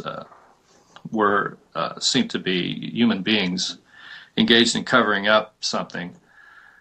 And one of the more recent things I came across was a nice article here by John Keel that I found in an old magazine, UFO Silencers, where he pretty much comes out and says that the Men in Black were going after researchers that believed that this was a terrestrial phenomenon, that it was some sort of secret craft. This was like the original, I think, public opinion about the Men in Black or UFOs after the war, was that they were terrestrial craft, secret weapon developed by the Nazis or by Tesla, transferred to the Nazis. And the Men in Black, seemed to be there to sort of keep people from finding out too much about what was going on. So that's kind of the basic idea here. UFOs being built, Men in Black working for either corporations or the government, or both, covering that up, somehow scaring people. That's the main thing you should take away. Now, another thing I do is I read a lot of books at once, and this is part of, I guess, my I Ching sort of way of doing research. And so I'll tell you what I've been reading lately, and then when I go sort of riffing through some of these details, which may seem unconnected, and that's okay, because they're like that. I mean, these are stories that are not meant for everyone to know. So all you're going to find are little pieces, usually inadvertently placed in this book or that book or this government document, that sort of you put it all together, and you can theorize about what was probably going on. But the things I've been reading lately are Agent 666, the book about Crowley by Richard Spence, Empire of the Wheel by Spence and Walter Bosley, one of our guests today, or organizer. Harvey and Lee by John Armstrong. Remembering Firebright by Tessa Dick, Philip K. Dick's wife. Silent Invasion, Stan Gordon's book on the Pennsylvania Bigfoot UFO kind of weirdness that was going on. if I don't get back to him, I'll just say that one of my more recent thoughts is that maybe some of the Bigfoot sightings were concocted in a way that some of the ET contacts were concocted. So it kind of boggles the mind why they would do that, but there must be a reason, because it seems like there was some strange MIB activity around Bigfoot UFO cases. And we even had a recent sighting that I heard about last year where Mothman appeared to be a Bigfoot or was changing back and forth. So, it's not above some of these clever guys that work in spookdom to take an existing phenomenon and come up with a variation on it that they can use to muddy the waters, so to speak. And you really would have to do that if your goal was to cover up an activity that might actually allow people to remote view or be psychic and find out government secrets without doing. That's what the whole remote viewing program was kind of about, was to check out how valid that was, and it does have some validity. Another book, The Folklore of Birds by Ed Armstrong. It really sheds a lot of light on the importance of birds throughout supernatural history, if you want to call it. They've always been associated with the supernatural in every culture, really. And I found some fascinating things in there, like, for instance, that the original drawings, cave drawings for birds, look like 911, the number 911. They sort of progressed into, a bird shape, from more of a bird shape to just more of a 9 and an 11. And also, I just came across the Supertramp album cover from 1979 that when you flip it backwards, you see 911 above the Twin Towers. And the curved orange glass, and the Statue of Liberty, and there's a view from a window of an airplane. It's clearly, one of the most coincidental of these things, these 911 things. The upside down 7-Up glass came up in Uri Geller and Puharish's story, where Puharish, I guess, was trying to convince Geller that the voice of the Council of Nine was speaking through this glass. And when that strange photograph was taken of me in 1973 with this Garuda appearing, something like a Garuda looking in the window, there was this upside down 7-Up glass in the image. So these kinds of little synchronicities at least make me wonder, what are you looking at there? And it's telling you to look closer at the situation. I also looked at Hitler's Flying Saucers by Henry Stevens, which has some good stuff in there. One of the things I liked about that was that the drones, or the flying saucers that we were building, they wanted to do that in Italy, but it was too expensive. The labor unions and things in Italy are it would cost too much to make them in Italy, so sort of decided by, I suppose, an international group that America would be the best place to do it because the labor is cheap, and especially in West Virginia, extra cheap there.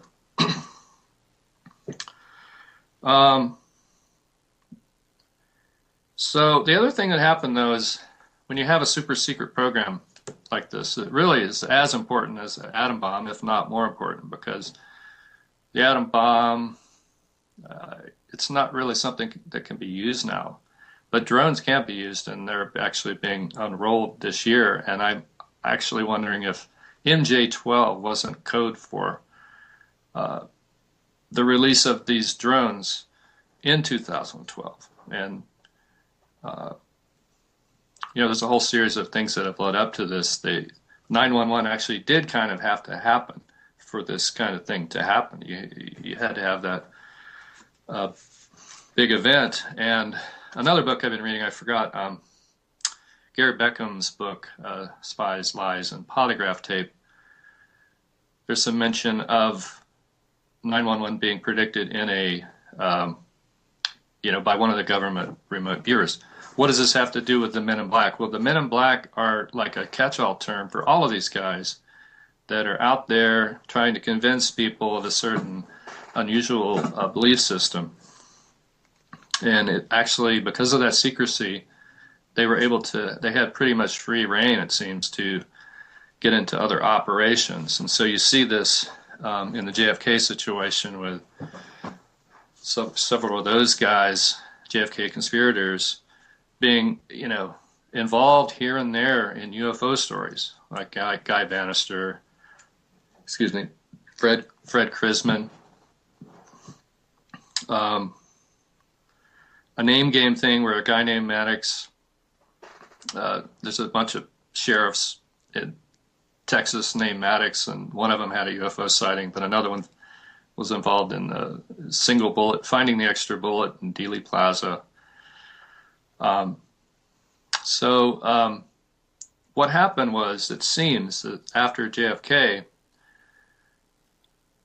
the operators were still sort of there in New Orleans. They were working in these paramilitary camps and stuff, and they had these bunkers down there where they were storing arms to be shipped to fight Castro, or to give to Castro, depending. And as the heat was building by Garrison on the plotters, they had to move somewhere, and I think that what happened was they moved to Point Pleasant, to the TNT area, where you already had a secret naval operation, supposedly for recovering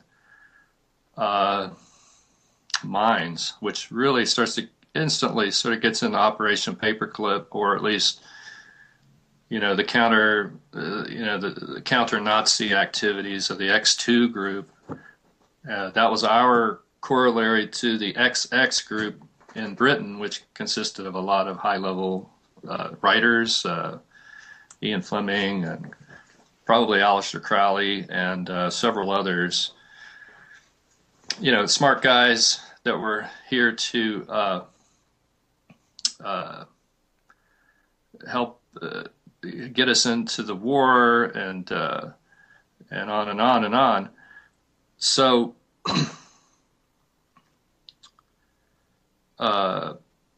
these bunkers, one of the things that I recently found out about, this is a lot of times you just find stuff that you haven't seen in a while and you forgot about it. But when these bunkers were raided, they found these strange bullets called flechettes, which one of them may have been used later on Ronald Reagan. That's been a constant conspiracy rumor about that. But these little nylon bullets, probably made by somebody like DuPont, who originally owned the TNT area,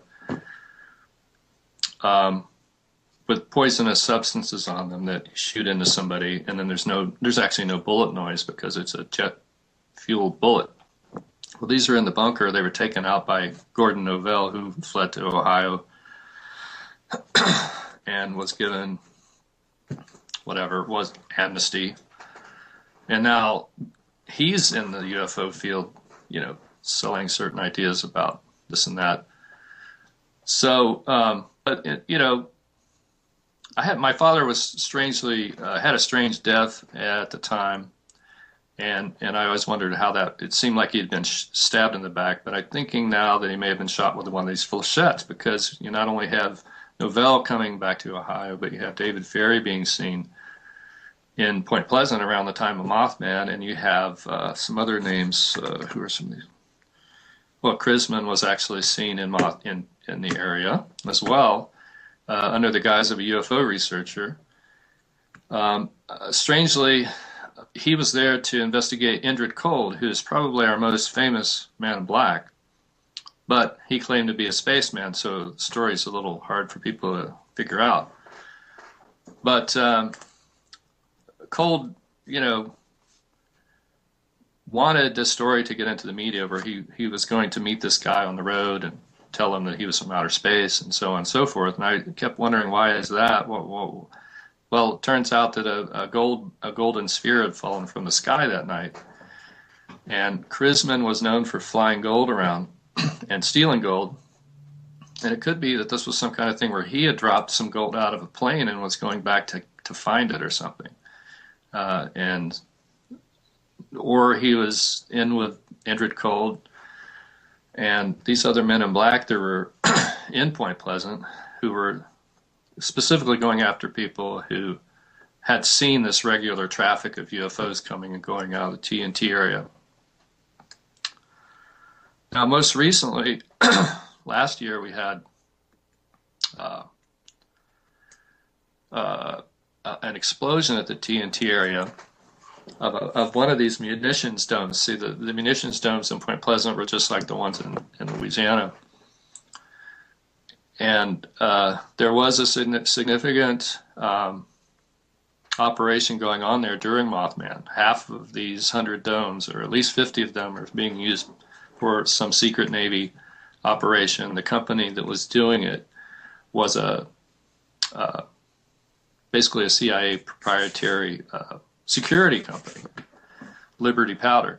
Now, the whole TNT area, though, was owned by Olin Mathiasen for many years. It probably may still actually be. And Olin has on its board Lawrence Rockefeller. And then Nelson, I just found he was on the board of World Commerce, which was the company that was started by the XX boss, British intelligence, Stevenson. Stevenson was, the master of spies, and he had a place in Jamaica, and a lot of these JFK players, Osborne, who was writing to Mexico with Oswald, Osborne was visiting Jamaica and referencing Bermuda as well as a place, and Stevenson also had a place in Bermuda he moved to after Jamaica. So, and the Kennedys were always visiting the same area, and the Rockefellers, same compound that Stevenson lived in Jamaica. So you have a confluence of British intelligence and the Rockefellers. And that doesn't mean British intelligence. It's hard to know who really did kill JFK or Martin Luther King or Robert F. Kennedy. All Mothman, at least the last two Mothman prophecies. So, because this is a spy game and there's a lot of false flag activity. We really don't know who did what. Sometimes, the fact that some of the men in black were driving around in XX vehicles, that the license plate said XX, is like a little too obvious. So you could almost imagine some other group doing this to implicate, the XX group. And that could have been the Nazis, because the XX group was basically, its job was to keep tabs on the Nazis. And the ex-Nazis, after the war, they kind of kept together, went to South America, probably started building saucers down in Bariloche, where they had a nuclear reactor and could probably build them with nuclear capability. Hitler and various Mengele and guys like that are supposed to have gone to Bariloche. And this is where I think Lanulos was, which is the planet that Indrid Cold said he was from. So Indrid is clearly using some kind of paperclip reference. And the name of Indrid Cold harkens back to some things, like, for instance, in 1957, we invaded Burma, or the CIA decided to invade Burma. And Burma is the land of the Garuda. So, any of these operatives would have heard about the Garuda legend, especially if they were in the PSYOPs, because one of their goals would be to try to, look at some of the religious practices and then mess with them or, desecrate them somehow. And Krisman flew to Burma. And the lady that really covered up the JFK assassination, if you want to get down to it, Ann Goodpasture, was a Burma operative. So that's, Krisman was thought to be the grassy knoll shooter by Garrison. Later shows up in the Mothman situation. May have been telling the MIB what to do. Probably was reporting to the Defense Logistics site there in Point Pleasant, which it's one of the major storage areas for rare minerals. There's so much stuff there that they said that they couldn't sell it all. Now that they're closing it down, they couldn't sell all the materials without changing the world mineral market. That's how valuable it is. So any gold, let's say the gold from Fort Knox, another kind of tangential theory here, gold from Fort Knox was being spirited out. I was told by, my stepbrother was stationed there, and he told me once that there's no gold there, and I laughed and, wrote it off, but maybe he knew something I didn't know. But if it was being taken out, the TNT area would be a great place to do it. Or, the adjoining, it's actually 5 miles away. The Defense Logistics is 5 miles away, so that would have been a good place to store this kind of stuff. They may have been melting it down. They may have been using some gold just simply for whatever they're doing with either building these saucers, or if they had a Nazi bell weapon, using it to shield. Gold is the best shielding method for plutonium. So it's possible that, simply a nuclear thing going on at the TNT, which is kind of what it's starting to seem more and more like, because around the time of this explosion recently of the bunker, it just happened to coincide with the very week, I think, that the EPA was going out there to do studies about the pollution, because it's horribly polluted. They were building nuclear weapons there underground, and they simply supposedly flooded it with water, which would obviously leak out to the river and probably percolate up. So they're wanting to seal the soil there. That's the project is going on right now, is to seal the soil of the TNT area. Now, if you took their story at face value that they're just making TNT there really wouldn't probably be a reason to seal the ground that way, but, who knows. But literally last week I came across a story from a guy who lives in the area, who said that he saw trucks driving into a TNT dome, one of their domes, and just going on, just like driving. They're not that big, but, and I was speculating about this a long time ago, that there's probably, everybody was always like, where's the entrances? Well, it's probably one of these domes. You unlock the door and drive in and down, but there's some kind of activity going on. At least this guy thinks. He said there were multiple agencies there with machine guns and the whole deal, keeping people away as these trucks were. He was hunting or something and happened to be able to see it from a distance or something. So, where do we go from here? I've got various notes here. I've also got the Men in Black book, which I was sort of going to use as a guide here today. Men in Black, The Secret Terror Among Us, written by Gray Barker in 1983. His last book, really. And where he sort of ties together all these different threads. He doesn't come right out and say everything that I'm saying here today, but he gets pretty close. And it's pretty amazing that this was out and was totally ignored by the community. I guess it's not amazing when you consider, that there seems to be an active effort to keep this kind of information from people about just who the Men in Black were going after, and they were not going after ET believers or ET researchers, pro ET researchers. I thought I might read something from it that I wrote. I wrote a nice long intro to it.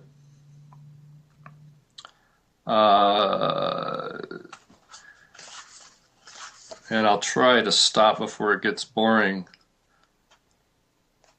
I start off the introduction talking about aporia, which is when humans are faced with stuff that they can't fit into their worldview, the regular reality, view of daily reality. And that, this whole thing, having grown up there myself, it really did seem, it was very hard to figure it out. I just was too out there, and seeing a creature like I did, and just the whole strange milieu of people, spooks and things living in the area. We did have Indrid Cold coming to my neighborhood. We're pretty sure who it was. In fact, we have a picture of him. And the only person I know who ever met Indrid Cold says this guy is maybe Indrid Cold. She's not sure, but it looks like him. And he was photographed in 1969 in Charleston, where I grew up, at the UFO convention. He was sort of shadowing the different researchers there. And but probably had a connection to Indrid. I mean, we know that one of the friends that I knew who was seeing the Mothman and different flying saucers and things was being treated by the same psychiatrist as Woody Derenberger. After Derenberger met Indrid Cold, he was all freaked out. But because his case was supposed to be in the media, Cold actually told him to go talk to the media, and then instantly the Air Force is there and everyone's interviewing him. That story was created for some reason, either as a distraction from the gold situation or a distraction from Mothman or just the UFOs. I mean, to like create a controllable story where the arc of the story could be controlled, and then we would end up with an ET or a spaceman story rather than a guy who has a name and says various things that really indicate that he's working with Project Paperclip out of South America. I mean, they took Derenberger to Florida and to NASA and grilled him for a week, and he disappeared for 6 months and claims he was flown all over the world in these craft and went to Iraq and like studied the oil fields of Iraq, and you have to start wondering, why were they doing that? I mean, were they planning? I mean, you can speculate wildly here. Were they planning 9/11 back in the 60s as they were building the towers, just so they could later have this event and then invade Iraq? And they were studying Iraq the whole time, and oil fields and everything. It makes you wonder. But there, like I say, there's various psychics, governments, remote viewers saw clues about 911 being some kind of a secret operation that was long in planning. And the Mothman sightings actually started the very year, pardon me, that the Twin Towers were set up, like the original date, we're going to build these towers. Then there was another sighting of Mothman the next year when the towers started being drawn up. It almost seemed like at every point where the Twin Towers, reached a new landmark in the building of it, that there was another Mothman sighting. And again, you really don't know what it means, but it kind of draws you in to look at the dates and the players and see what was going on.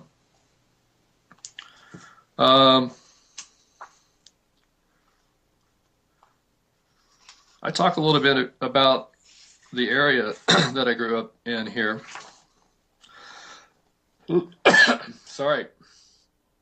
I should have had my glass of water down here. But in addition to, there's a whole history here that goes back to George Washington, I think, or at least maybe to Benjamin Franklin. I'm not sure where the Council of Nine idea that really was the genesis of the UFO, the ET thesis, exactly started. But it does go back, I think, at least to the late 1700s in Europe, because of sort of the way America was founded, and Ben Franklin and Washington both had their own networks of spies. Some were really closely aligned with the British. That as this meme was being developed, it was sort of incorporated in, and they used the various Masonic symbols associated with Freemasonry in a lot of these UFO stories and different operations that the secret operators, the Men in Black, would do in conjunction with or under cover of the UFO phenomenon. like the 1111 and the XX. The XX is actually the the symbol of the Masons is an XX. It just looks like a compass and square, and I probably drew it as compass and square to sort of get you away from the idea that it's an XX symbol. The XX symbol can be rearranged into the swastika and various other symbols of note. But what we had in Charleston, where all these Mothman sightings occurred, we had a spate of sightings in Charleston and a spate in Point Pleasant. The ones in Charleston seemed to be centered around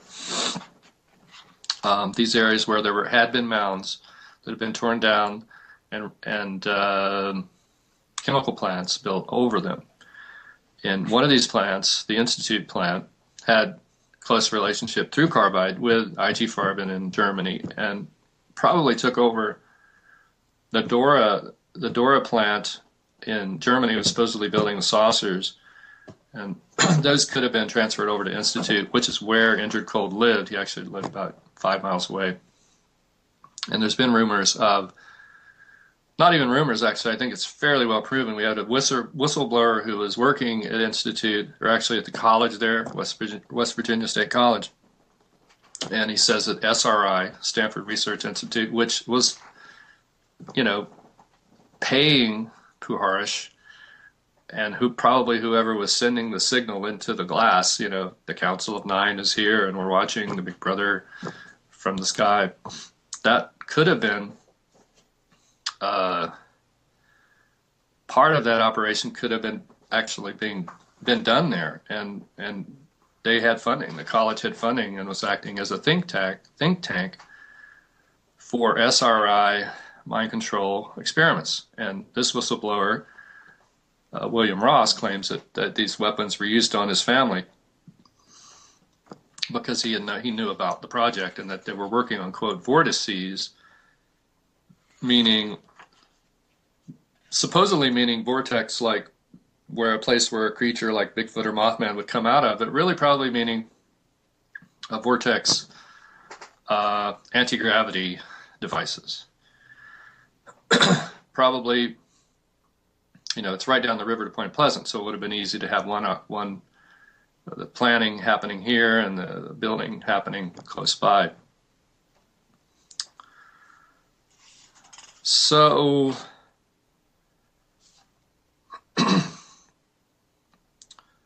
and there's a long history there.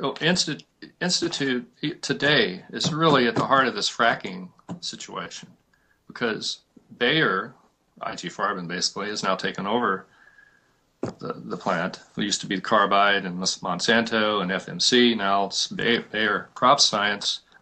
They're calling for fracking because that's what they've always done there. Well, they've always done cracking there, which is you take the natural gas that's been fracked, you crack it, create a slew of products. It's very pollution heavy, though. And in fact, here's the thing: the very first Mothman sighting occurred at the very first cracking plant of that Carbide ever built in the early 1900s. Mothman, when he showed up again in 1966, appeared there in Clendenin, a very small town, nothing else going on there but the Carbide plant. And it actually describes on there, on the plaque that's there, that this was all about taking natural gas and breaking it down using organic chemistry into all the various products. It's started the whole revolution of plastics, and et cetera, cables, wiring. This plastic is used on everything. So really all they're doing now is going back to an old method that they've used for 100 years and selling it as this great new thing. And the interesting thing is that ARCO pretty much ran the tech center for Carbide at this time, and they invented fracking in the 70s. And ARCO, of course, today is owned by BP, and again, sort of a Rockefeller to British connection there.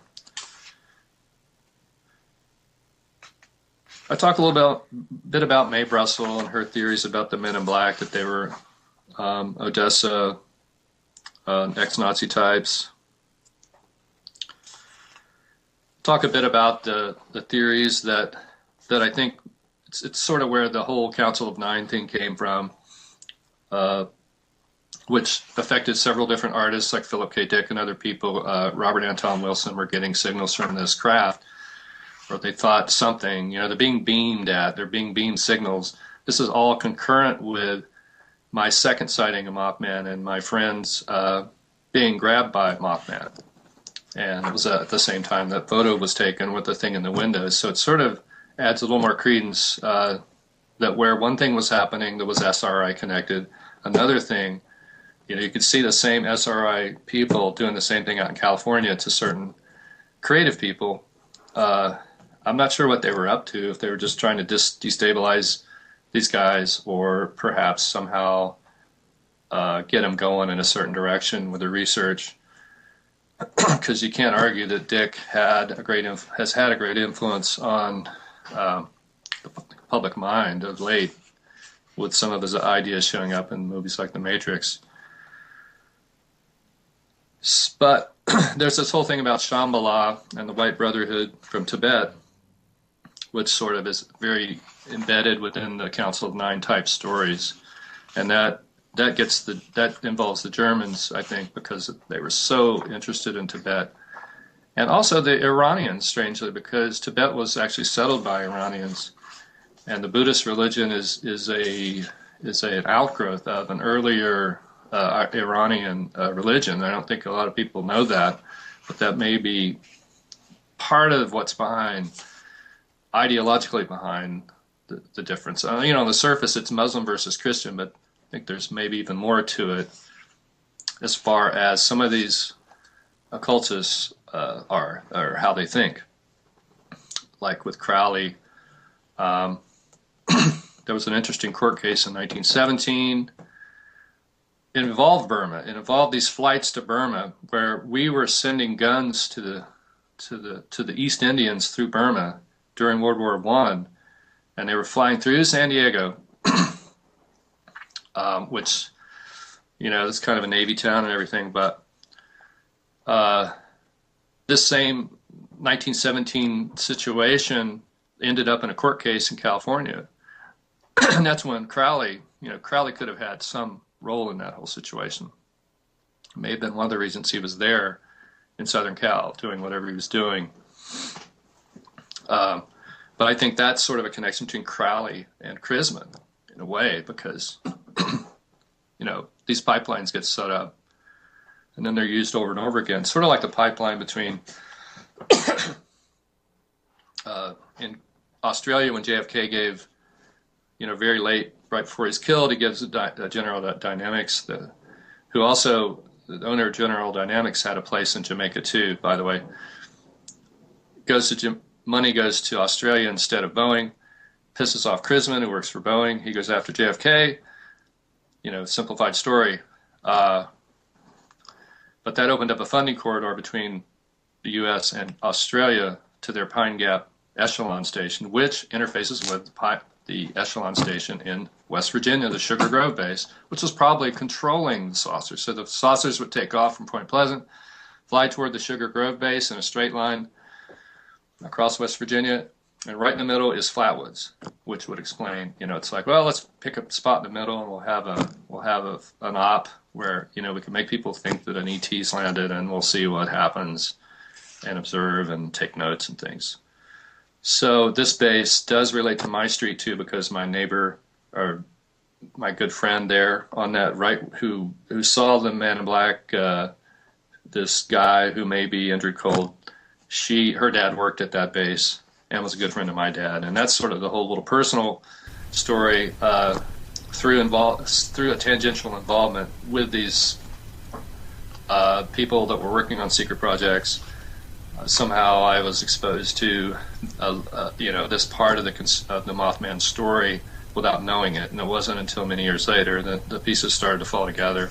I was able to make sense of it. So, Andrew, I had so much more to talk about. Yeah, we need to open up the question and answer period. So let me kick it off. The question and answer period is open, ladies and gentlemen. And if you have a question for Andrew, then you can either put it into the chat panel, and of course I will read it, and we'll get Andrew to respond to it, or you can give us a telephone call. The telephone is 623-444-5889.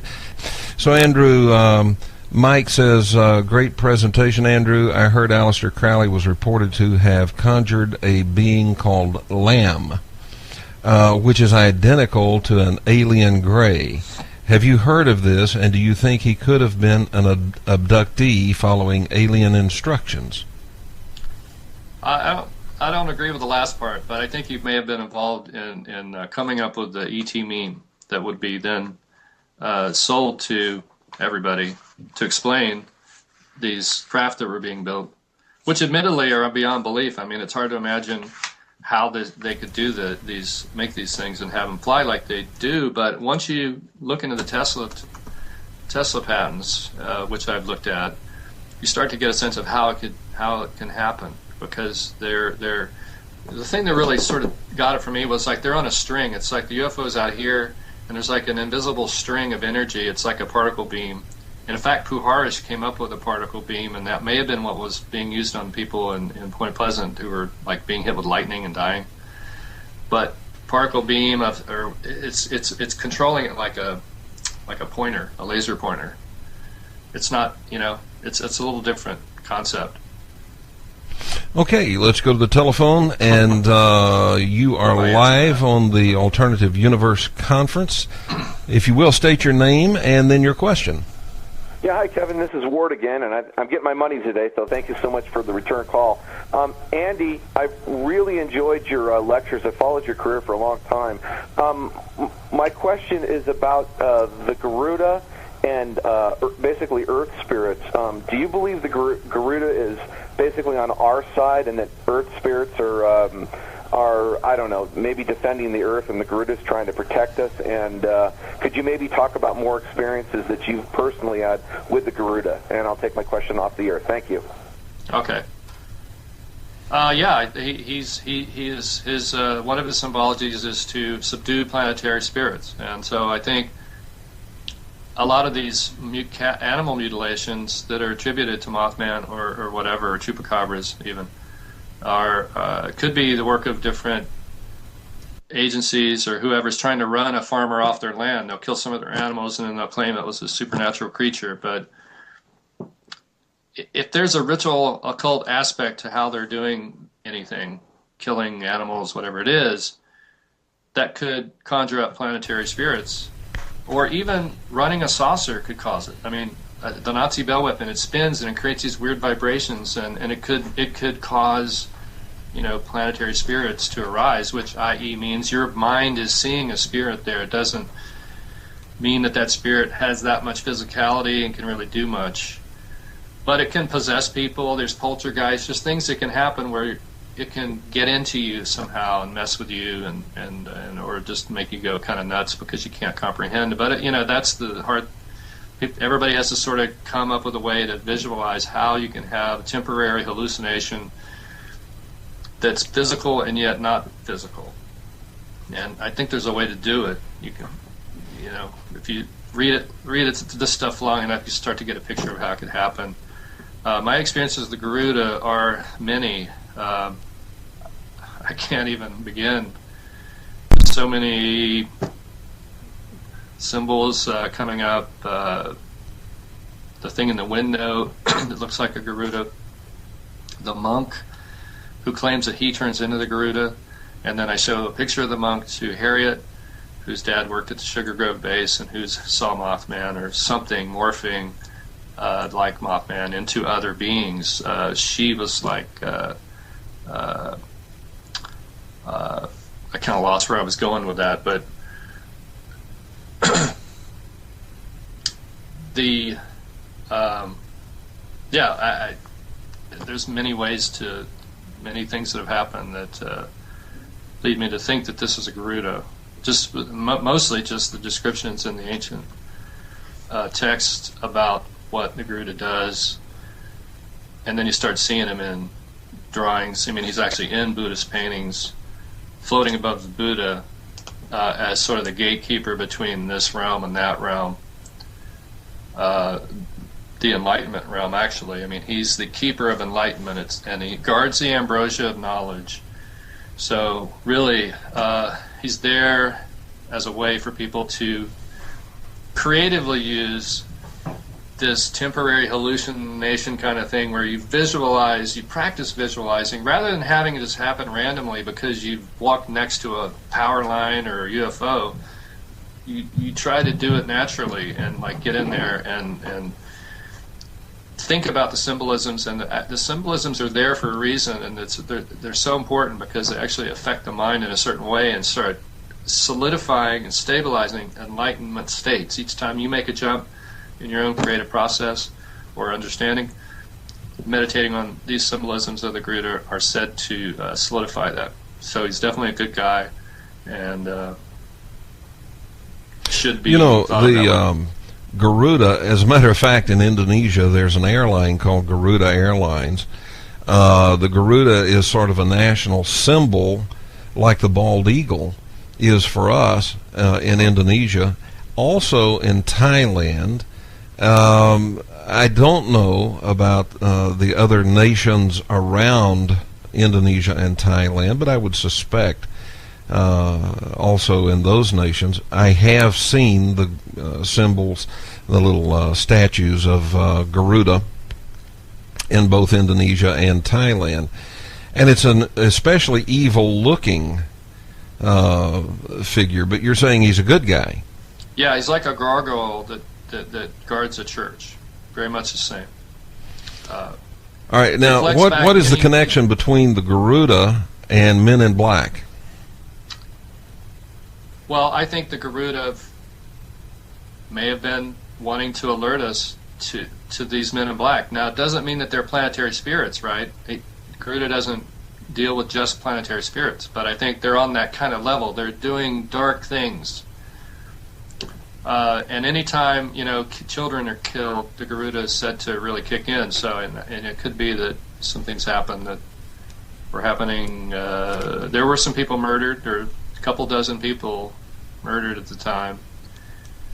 There's been no investigation of who these people were, why, what happened. The police, Keel thought the police were just totally covering it up to help some rich dude who was nuts and was killing people. But there's probably more to that. These people could have been in trouble labor-wise, or they knew too much about what was going on at the plant or anything.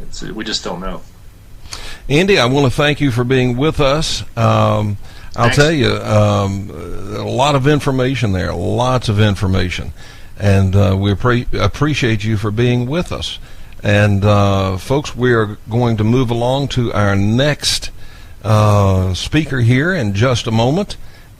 Okay, folks, the situation is that for whatever reason, I cannot make contact with our next presenter. And so you are going to be treated to a substitute, and the substitute shall be moi. The sort of the focus here of the Alternative Universe Conference, this first session, has been sort of the other dimensional aspects of all of this strange stuff that we're all interested in. It is strange, I think, probably to most people. It's not strange to most of us. What is generally referred to as paranormal, is really, for the general public, pretty strange stuff. They don't understand it. They just can't connect with it. But for most of us, those of us who are interested in this, we look at it and we say, yeah, it's a little bit weird, but you know what? It's happening all around us. And so for that reason, some of what we call paranormal, I generally refer to it as it's just very normal, but beyond what we can explain. It is happening all around us, but it's beyond what we have the ability to explain. Now, I think, well, in fact, I know that within our audience today, we've got people who, many of our audience today, are regular listeners to my show, and so, and many of them are members of our website. And so they have seen the pictures that I'm going to share with you today. But what I'm going to be talking about in relationship to all of these pictures is different than what I discussed when I did the special broadcast in our members community. And so there's a side of all of this that's different than what I brought up in that special broadcast. So this is not going to be just a rehash of the information that I shared about Lake Vostok. This is going to deal with the aspect of sort of other dimensional things related to Lake Vostok. Now, perhaps you do not know where Lake Vostok is. Maybe you don't know anything about Lake Vostok. Well, Lake Vostok is located in Antarctica. And Lake Vostok is not a frozen lake. Lake Vostok is probably the single most important geographical location on this planet right at this time. It is a liquid water lake, and it's big. It's physically about the size of Lake Ontario, which is, of course, one of the Great Lakes that is between the United States and Canada. And it's physically about that size. However, it's so deep that it contains about 3 times the volume of water that Lake Ontario contains. It is under 2 miles of ice. And it's just a mystery how under 2 miles of ice you can have a liquid water lake, right? Well, the theory is that it's a liquid water lake because there are geothermal vents that are warming the water from underneath and keep the water just above the freezing point. And so that's the theory, and we're going to be talking about something related to this liquid water lake that is, some of it is not theory, some of it is stuff that we know for sure is for real, and then there are some speculations that have to go with that. But it is probably one of the the most, it probably is the most important geological location on Earth right now. Now, the reason I say that is because just a few weeks ago, a couple of weeks ago, back in February, a team led by the Russians drilled successfully through, and they've been working on this drilling now since 2001, but they successfully drilled through the 2 miles, actually 2.2 miles of ice, and got into the liquid water lake, and they brought up 40 liters of the water to have it, tested and examined under microscopes and so forth to see what they find. Whenever you start talking about Lake Vostok, for those of us who don't live and work in Antarctica, it can get a little bit confusing. But I have noticed that the articles about where things are located have been, I think, produced as confusion on purpose. Some of them. And the reason is this. You and I don't live and work in Antarctica, right? So for us, north is a specific direction. It's one direction. If I were to lay a compass here in front of me, the needle would point north, right? If I turn the compass will still point north. So we'll say that this is north.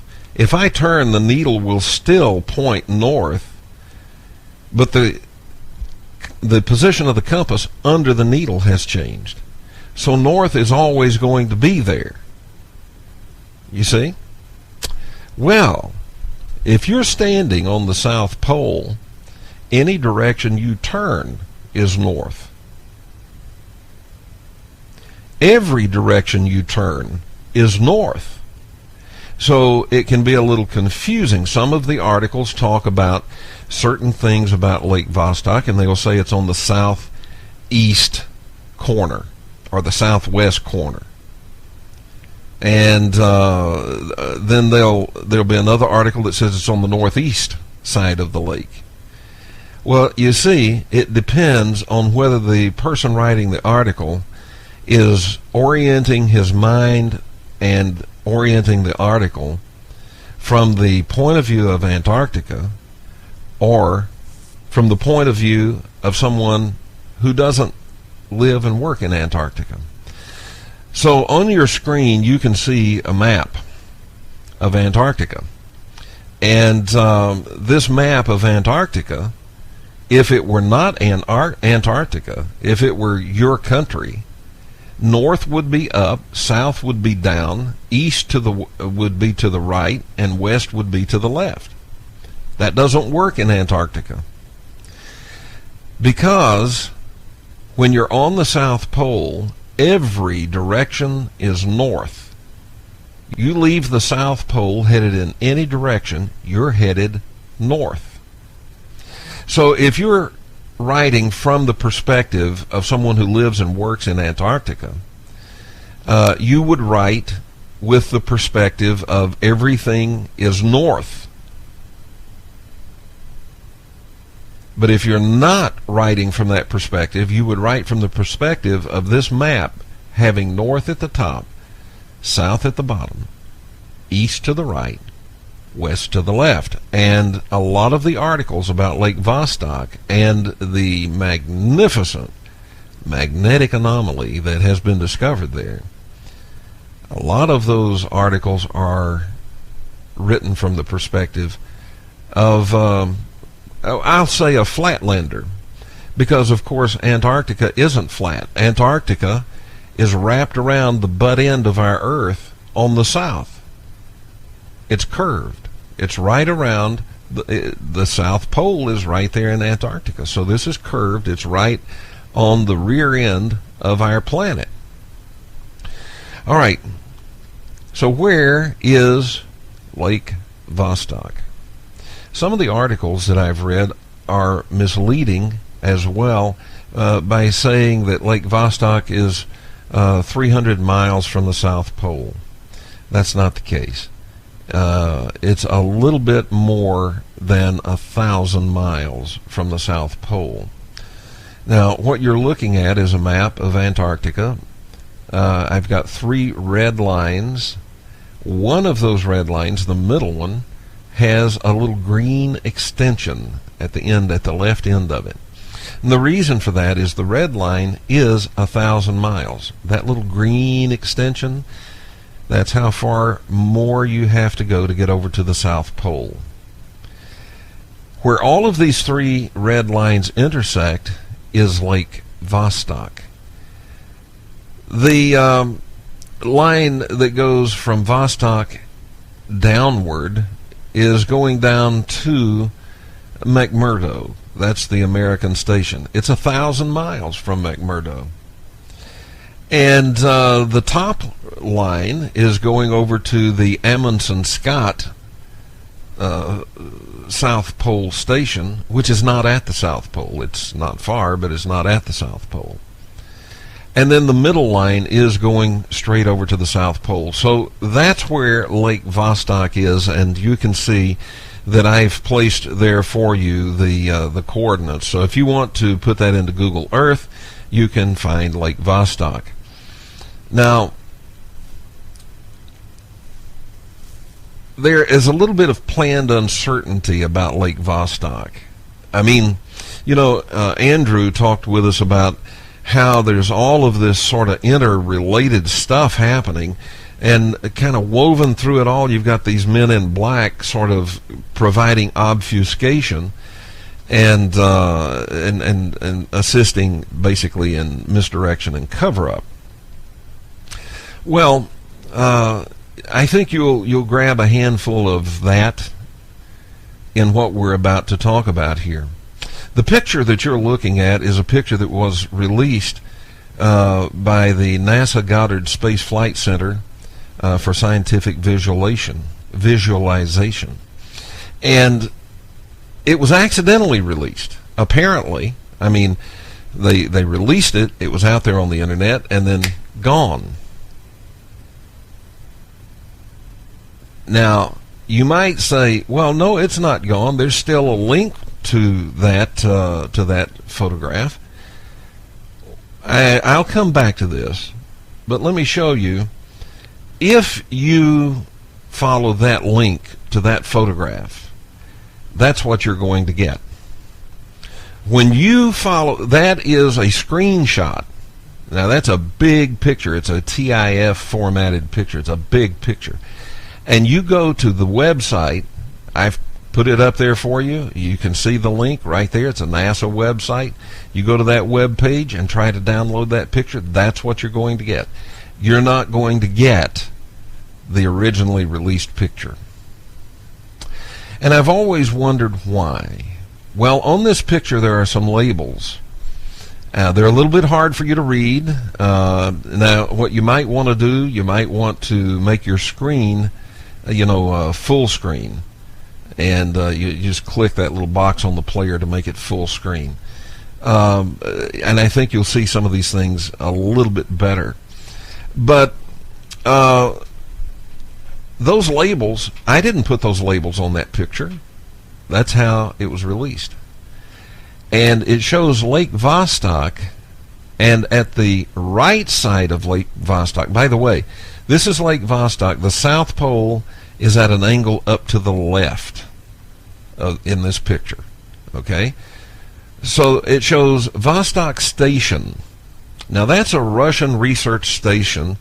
It is located, and was located, before they discovered it was a lake. It was located on Lake Vostok, and they show it at the right side of this picture. It's at the right end of the lake. Now remember, in this picture, up and to the left is south, but let's pretend it's north. So if the top of the picture is north, they've located Vostok Station over on the east side. Now, on the west side, it says magnetic anomaly. You see that? We'll talk about the magnetic anomaly in just a moment. Remember, this picture was up just for a brief period of time, 2 or 3 days, and then it was replaced, with that. That's what you get now. They don't want you to see Lake Vostok for some reason, I guess. I mean, that's the message I get from it. Well, the Canadian Space Agency gives us the exact opposite information about where Vostok Station is located. This is a picture supplied by the Canadian Space Agency. It's a radar image of the lake, and it was taken by their satellites. And I've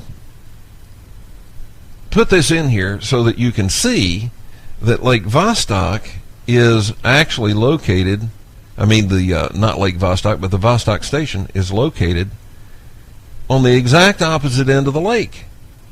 NASA's picture showed it down here on this end of the lake. The Canadian photograph shows that is Vostok Station. And they show the magnetic anomaly here. Now, as I said, we're going to talk about this magnetic anomaly because this magnetic anomaly is fearsomely interesting. Well, let's go back. Let's talk about the magnetic anomaly first. In 2001, this magnetic anomaly was discovered. Now, folks, this lake, from end to end is 160 miles. At its widest point here, it's 30 miles. This magnetic anomaly is 65 miles by 45 miles. It's huge, absolutely gigantic. And I was talking with Dr. Brooks Agnew. Dr. Brooks Agnew, for those of you who don't know, is an expert in these sorts of things. He is a physicist, he's an engineer, and he's an inventor. And he invented some and patented some ways to search for oil that have been tremendously successful. And he knows all about the drilling process and so forth. And so I was talking with him about this, and he said the only way that you're going to get a magnetic anomaly like that, if it's not just a fluctuation in the magnetic field, is if there's something under the ground, or in this case under the ice, that's metallic. It has to be metallic. Otherwise, you're not going to get a magnetic anomaly. And something metallic that's 65 miles by 45 miles is pretty much beyond imagination. Now, the way this happened was they decided, when they had discovered that this was a liquid water lake under all of this ice, like 2.2 miles of ice, when they discovered that, they got real excited about it. NASA and JPL decided that what they were going to do, actually JPL, now it was a NASA-funded project, but JPL decided, man, that's the perfect place for us to go and test out some of this new technology we're developing, where we plan to use it on Mars to do water drilling on Mars, or perhaps on Europa. And this is the perfect place to check it out. So they rushed over there and set up camp and decided that what they were going to do was begin their experimentation and begin their drilling, their ice drilling to get down to this water. They got set up, barely set up, and then came home. And why? Well, part of the preparations for doing what they were going to do is they needed an accurate map of the lake. Not just the outline of the lake, you can see that from the air, but what's under there, so that they could see where would be the most advantageous place for them to drill.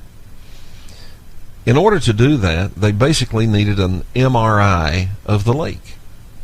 And so they had aircraft fly over the lake with magnetometers and were mapping the bottom of the lake from end to end. They were mapping the bottom of this lake from end to end so that they could know where it was most advantageous to drill.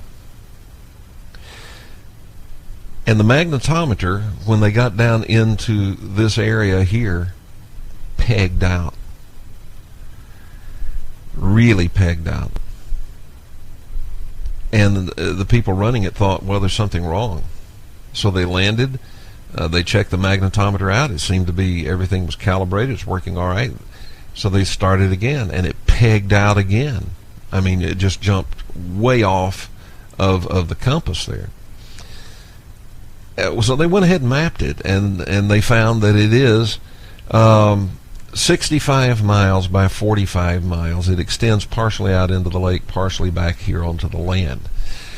JPL suddenly packed up, came home, and they said, we're finished. We found out everything we need to know. We're finished. And they did not do their drilling mission in Lake Vostok. That was in 2001. Now, I'm going to have to move pretty quickly through this material because I want to get to what could that magnetic anomaly be.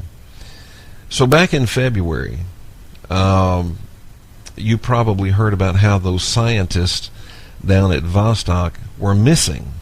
Well, they weren't missing. They were out of contact. That nobody had radio contact with them, but they were not physically missing. The person responsible for that misunderstanding, well, he's not responsible for it, but his name was attached to it,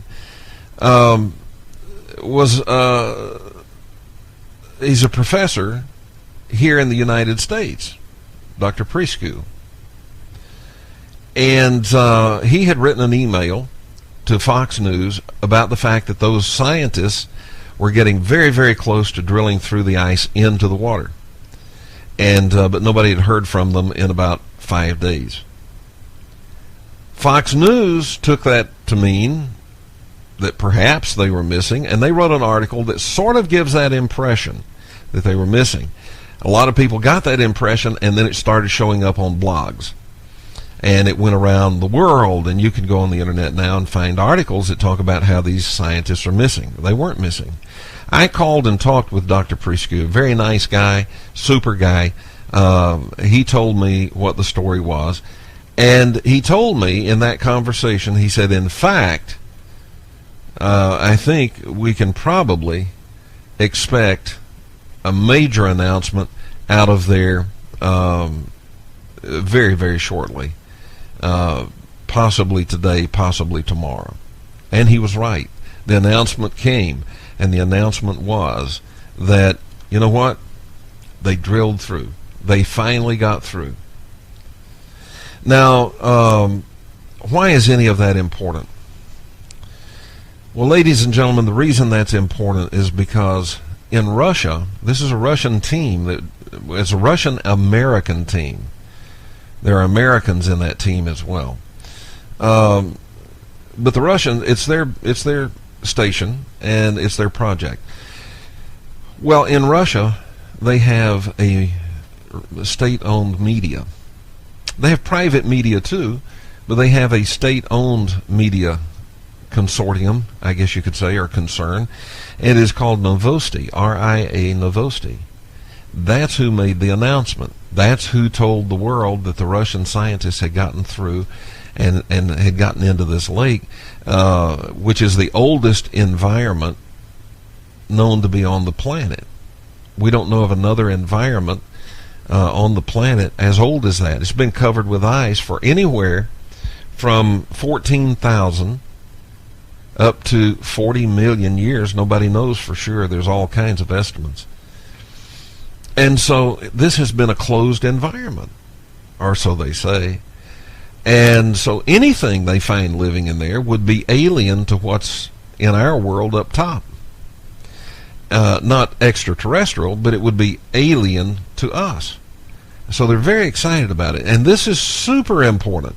Scientifically, this is equivalent to the first landing on the moon. Scientifically, this is as high as it gets. And so I can't think of anything more important happening scientifically right now. I mean, this is huge. So Novosti were the first to put out the story about these scientists drilling through the ice and getting into the water. They were the first. That was the first notice that came out in the news. It is government-owned, Novosti is. And so when Novosti says something, you can pretty much count on that's what the government wants said, right? In that article, they did tell about this fantastic breakthrough, this wonderful event, and they told about it. And in that same article, Novosti injected this. They said, this brings up an old theory about the Nazis having built a base there under the ice. And then they went on and detailed that theory.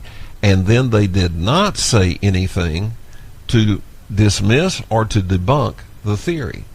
They injected that into the story. The initial story that the world read and heard about these scientists breaking through into Lake Vostok, or drilling through into Lake Vostok. And I said, man, that's weird. That is strange. So the point is this. The drilling, here is Vostok Station. The drilling has been taken place right in this area right here. Now, the station itself is on the ice right out over the water, and right out from the station is where that's happening. So if you're standing at the South Pole, which is in this direction, if you're standing at the South Pole, this would be the northeast corner of the lake. If you are a flatlander and you're looking at this like we look at maps normally, you would say that's the southwest corner of the lake, but it's not. It's northeast, because this is north, that's east. Okay? So, you might find it interesting. This is a page from a Russian Federal Service for Hydrometeorology. This is an official government science website. And this is the bunch, Department of Geophysics. That's who runs Lake Vostok Station for the Russians. And on that page is their statement of mission. And it says ionospheric perturbations initiated by powerful HF radio waves. Can anybody say HARP? Influence of solar activity and magnetospheric perturbations on atmospheric phenomena and processes. That's what they're up to at Lake Vostok. And I just immediately thought of maybe that's weather control that they're studying. Anyway, on that site, there's a database, and you can get different types of information off of that database. And what I've asked for and gotten here is the magnetometer data for a period of time that covers when they actually drilled through into the ice. And here it is right here, this area right here. This is when they drilled through to the ice. Now, the magnetometer reading seems pretty steady, pretty stable, like a heartbeat through there, right? All right, let's take a look at the electric field data. Here it is. Look at this spike in the electric field for 6 hours as they were drilling through into that lake. Here it is when they were 40 feet from drilling through. There was a slight pause, probably while they rested, and then they started work again. They drilled through, and look at that spike. That's the electric field out on the surface. When they drilled through into that lake, there was some type of discharge of electricity for 6 hours that was strong enough to cause about a 450 volt per meter spike out on the surface. And remember where they're drilling? Where are they drilling? Right here over the magnetic anomaly. All right, I have to rush through this. I'm going to show you Vostok Station. This is an aerial photograph of Vostok Station. This is the drilling rig. The magnetic anomaly is here. All right. Now, Bob Dean, Command Sergeant Major Bob Dean, years ago made this statement. He said, at the end of the Lake Vostok is what's known as a gigantic mascon, a mass concentration of metal, very similar to the mascons they discovered on the moon. A gigantic circular-shaped metallic object deep under the ice at the end of Lake Vostok. Highly classified. JPL had it. The National Security Agency took it away from JPL. So that is what Command Sergeant Major Bob Dean said. And this is Vostok Station.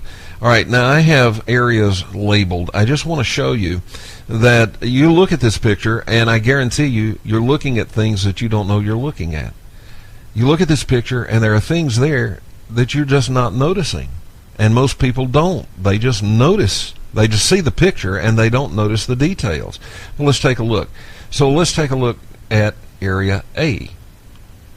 You see what you missed? There are some white buildings there. Those are buildings of some type. They're white. Look at the towers that are there. You see that? Look at this. There's a tower. See, it's casting a shadow. All right, let's go back and look at where is B. Here is B right here. You just see a little black dot. All right, let's take a look at it. It's standing on a tower. It's some type of an antenna. It's casting a shadow. All right, let's see, where is C. C is this building out here. Well, what is it? Some kind of big and kind of transparent building. You can see through it right here on this end. I don't know if that's because it's glass or if that's because that's an open area. I don't know what that is. Maybe a shed. That may be some kind of snowcat or tractor of some kind parked up under the shed. I don't know. But look right over here. What is that? You might say, well, that's just pixelation in the picture. Oh, no, it's not. In this next picture, what we're going to do is move this all the way over to the other side. Here it is over here, see? Now let's take a look at what's out here at D. There's some buildings. There's a dome right there. What else do you see? Do you see anything else? Well, folks, there's some buildings right there. All right, watch this. Let's take the white out of this. Do you see any buildings now? Look at that. Those are buildings. That's a big building back there. You see? Look at that. Look at that structure. You see that? That's here on Earth now. This is not Mars. That's right here on Earth. And remember the entrance into something, perhaps an underground tunnel system or something? Remember that? Well, here it is. It's not just pixelation. All we did is remove some of the white out of this. There's the picture with the white gone. All right, now let's take a look at the drilling rig. Here's the drilling rig. And we just, from this angle, see a lot of snow here. And there's a tower of some kind right here. All right, so let's take a look from another angle. You see how different it looks from another angle? Look at that. There's the drilling rig. And what we were looking at was this snow here, but we can see there's a building under it. It goes all the way down here to this tower. This is the drilling rig. That's where they were drilling. Okay, so let's just back up. And I have to back up a long way here. Let's just back up and get back to the Canadian picture. This picture shows us Lake Vostok. I don't know that Bob Dean is correct. Command Sergeant Major Bob Dean, I don't know that he's correct.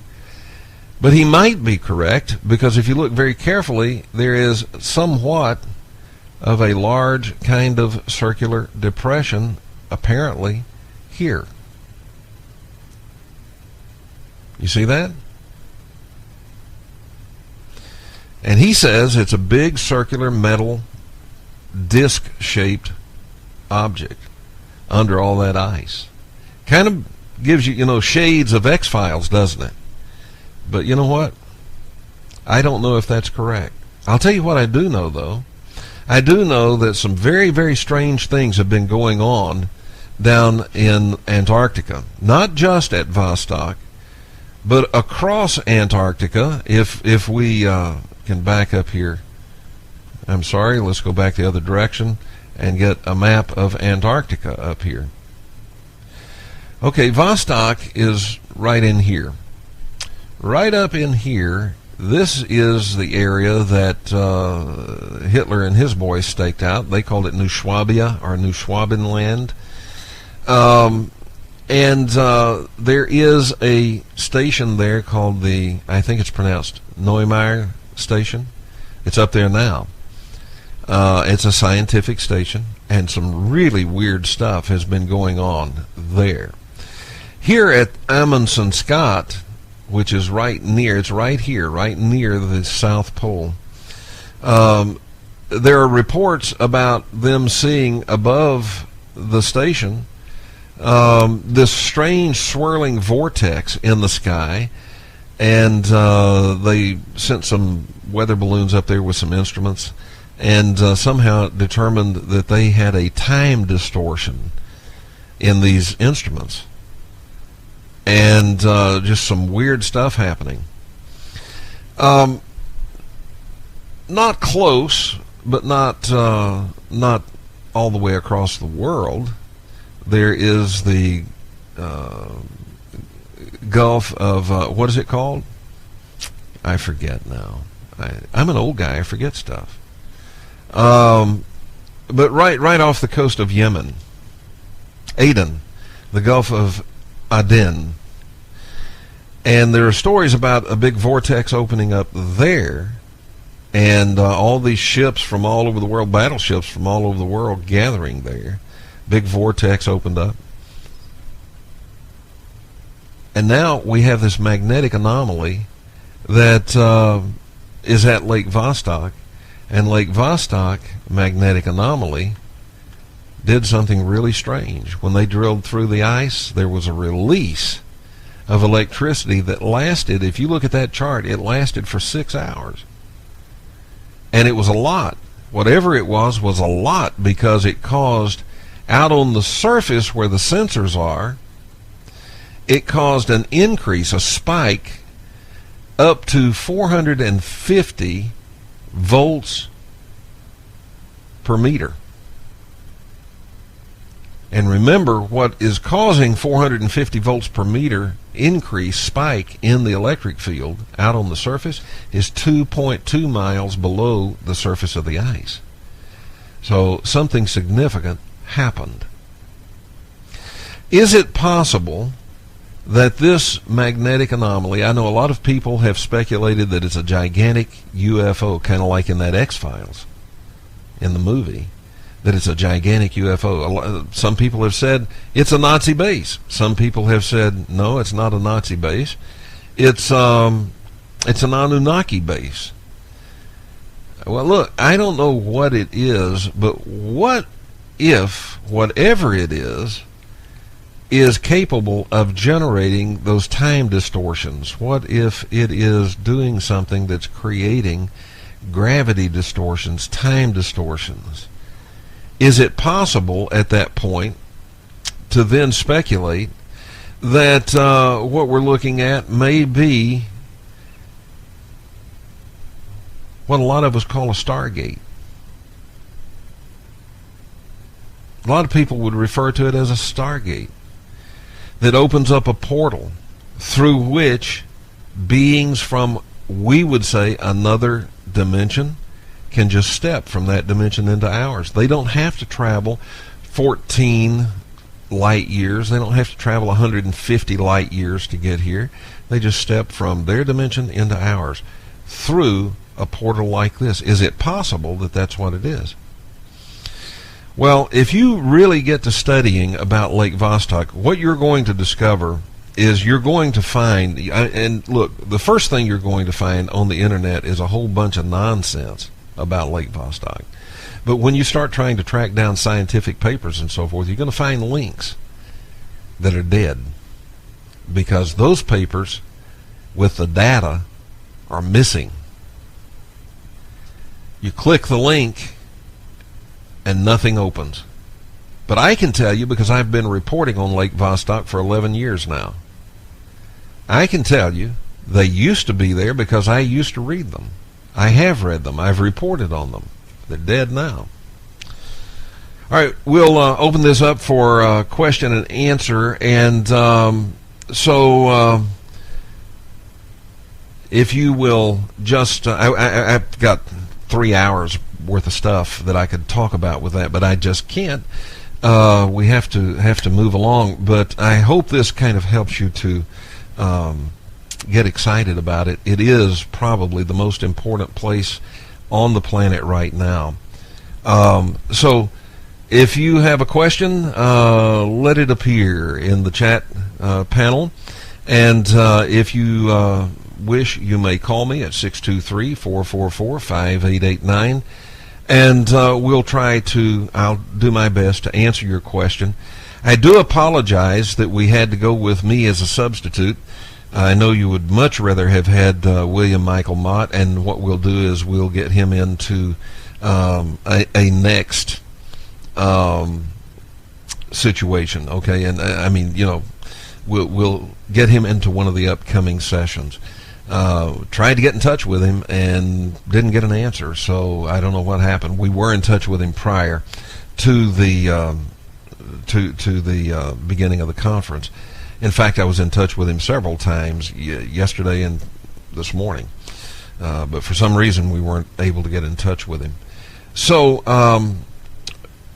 if you have a question, now's the time. If you don't have a question, we'll go to music, and we'll just enjoy music and see what's coming next. You know what's coming next, don't you? Christopher O'Brien.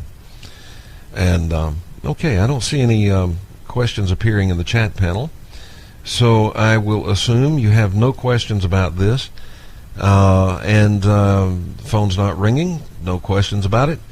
Let me just say this, since there aren't any questions coming in, I think that this magnetic anomaly, whatever it is, it may have many purposes, but I think at least one of its side effects is I think it does have the capability of doing some time distortion. And it may be that on purpose, but that may be a side effect. However, you're not going to find out. Not anytime in this century, because information on Lake Vostok is locked down tight, and I mean really tight. It is mysterious, something more than just a big hole with water in it. Something more is happening there. And whatever is happening is something that is so important that the information about what's happening has been pretty much locked down. Okay, I see we do have one question. Kevin, would you publish or post this presentation on YouTube? You need the credit for being the one who has connected the dots. Ultra Gamma, thank you. I appreciate that. I don't know whether I'll do that or not. Honestly, I appreciate it. I don't care about getting credit for anything. I know who I am, and I know what scoops we've made, but maybe we'll see. I'll consider putting it on YouTube. One of the things I don't like about putting stuff up on YouTube is all the insanity that goes with it, in the comments and everything. And so and you get lots of insanity with it. So I don't know. Maybe we'll see. And please, it says. Well, I don't know. We'll see. We'll see. This is really important information. It is information that I don't think you're going to find just laying out on the ground out there. I don't think you're going to find it. It's information that mainstream media is not going to report on. Along the way, a lot of things happened here. Along the way, you had a bunch of scientists that became very, very ill, and along the way means really from 2000 up till now. A lot of scientists became very, very ill, apparently very severe security in the area. First of all, you can't just go to Vostok. You know that, don't you? And you can't just go to Antarctica. You know that, right? You can't just, decide you're going to take a vacation and go to Antarctica. I mean, you have to have permission. You got to be a member of the club. But apparently the security has become even tighter around Vostok. So, it's worth watching. It's worth knowing about. And as much as I can find out about it, I share. But, I mean, it's very, very difficult to find anything about this. Do you think, this is from it's either Mike or Mikey. Do you think Lake Vostok anomaly may be part of Atlantis? They thought Atlantis was once Antarctica. Possibly. Quite possibly. And so, I guess we'll have to wait to see whether that's the case or not. But I just missed a call by looking over here, so if you'll call back, we'll take the question. I've read some pretty good reasoning behind why Atlantis is in Antarctica. Maybe that's the case. I don't know. All right, we'll see if we can take this call. All right, caller, if you'll tell us your first name and tell me your question. Hi, Kevin. I don't know if you've covered this in another presentation of this information, but is it possible that the magnetic anomaly, they're saying it's got to be metallic? Could this be some sort of a natural ore deposit or something like that? Well, it could be. The initial reports, though, were that this was laid out like streets. Oh. You can't find those reports anymore. That's what I was saying about, some of these links that were written by, it was papers written by scientists that worked on this. You can't find that anymore. You click on those links and you get a blank page. But they used to be there, and I have seen them. And, back then, I didn't realize that, honestly, it never crossed my mind that they would vacuum information out of the Internet and make it disappear like that. It's amazing, isn't it? Yeah, well, over 11 years I've grown up. Now, I realize they do.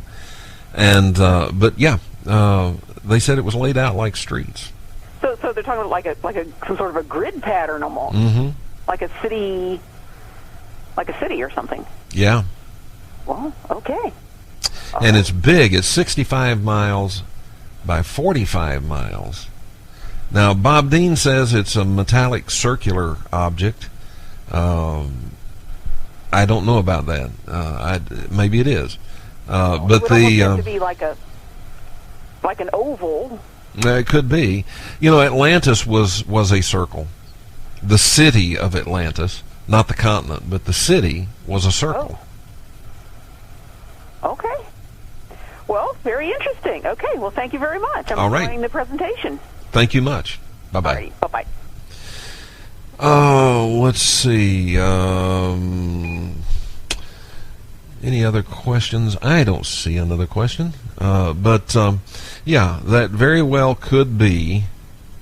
It very well could be Atlantis. All right, caller, your first name and, if you will, your question. Yeah, hi, Kevin. This is Ward calling in again. Thanks for standing in for the guest. Really appreciate the topic here. It's great to have uninterrupted and just listen to you without commercials for the first time. So thanks for that. Well, you're welcome. The magnetic anomaly. Two questions. One, do you think it could be related to possibility of pole reversal?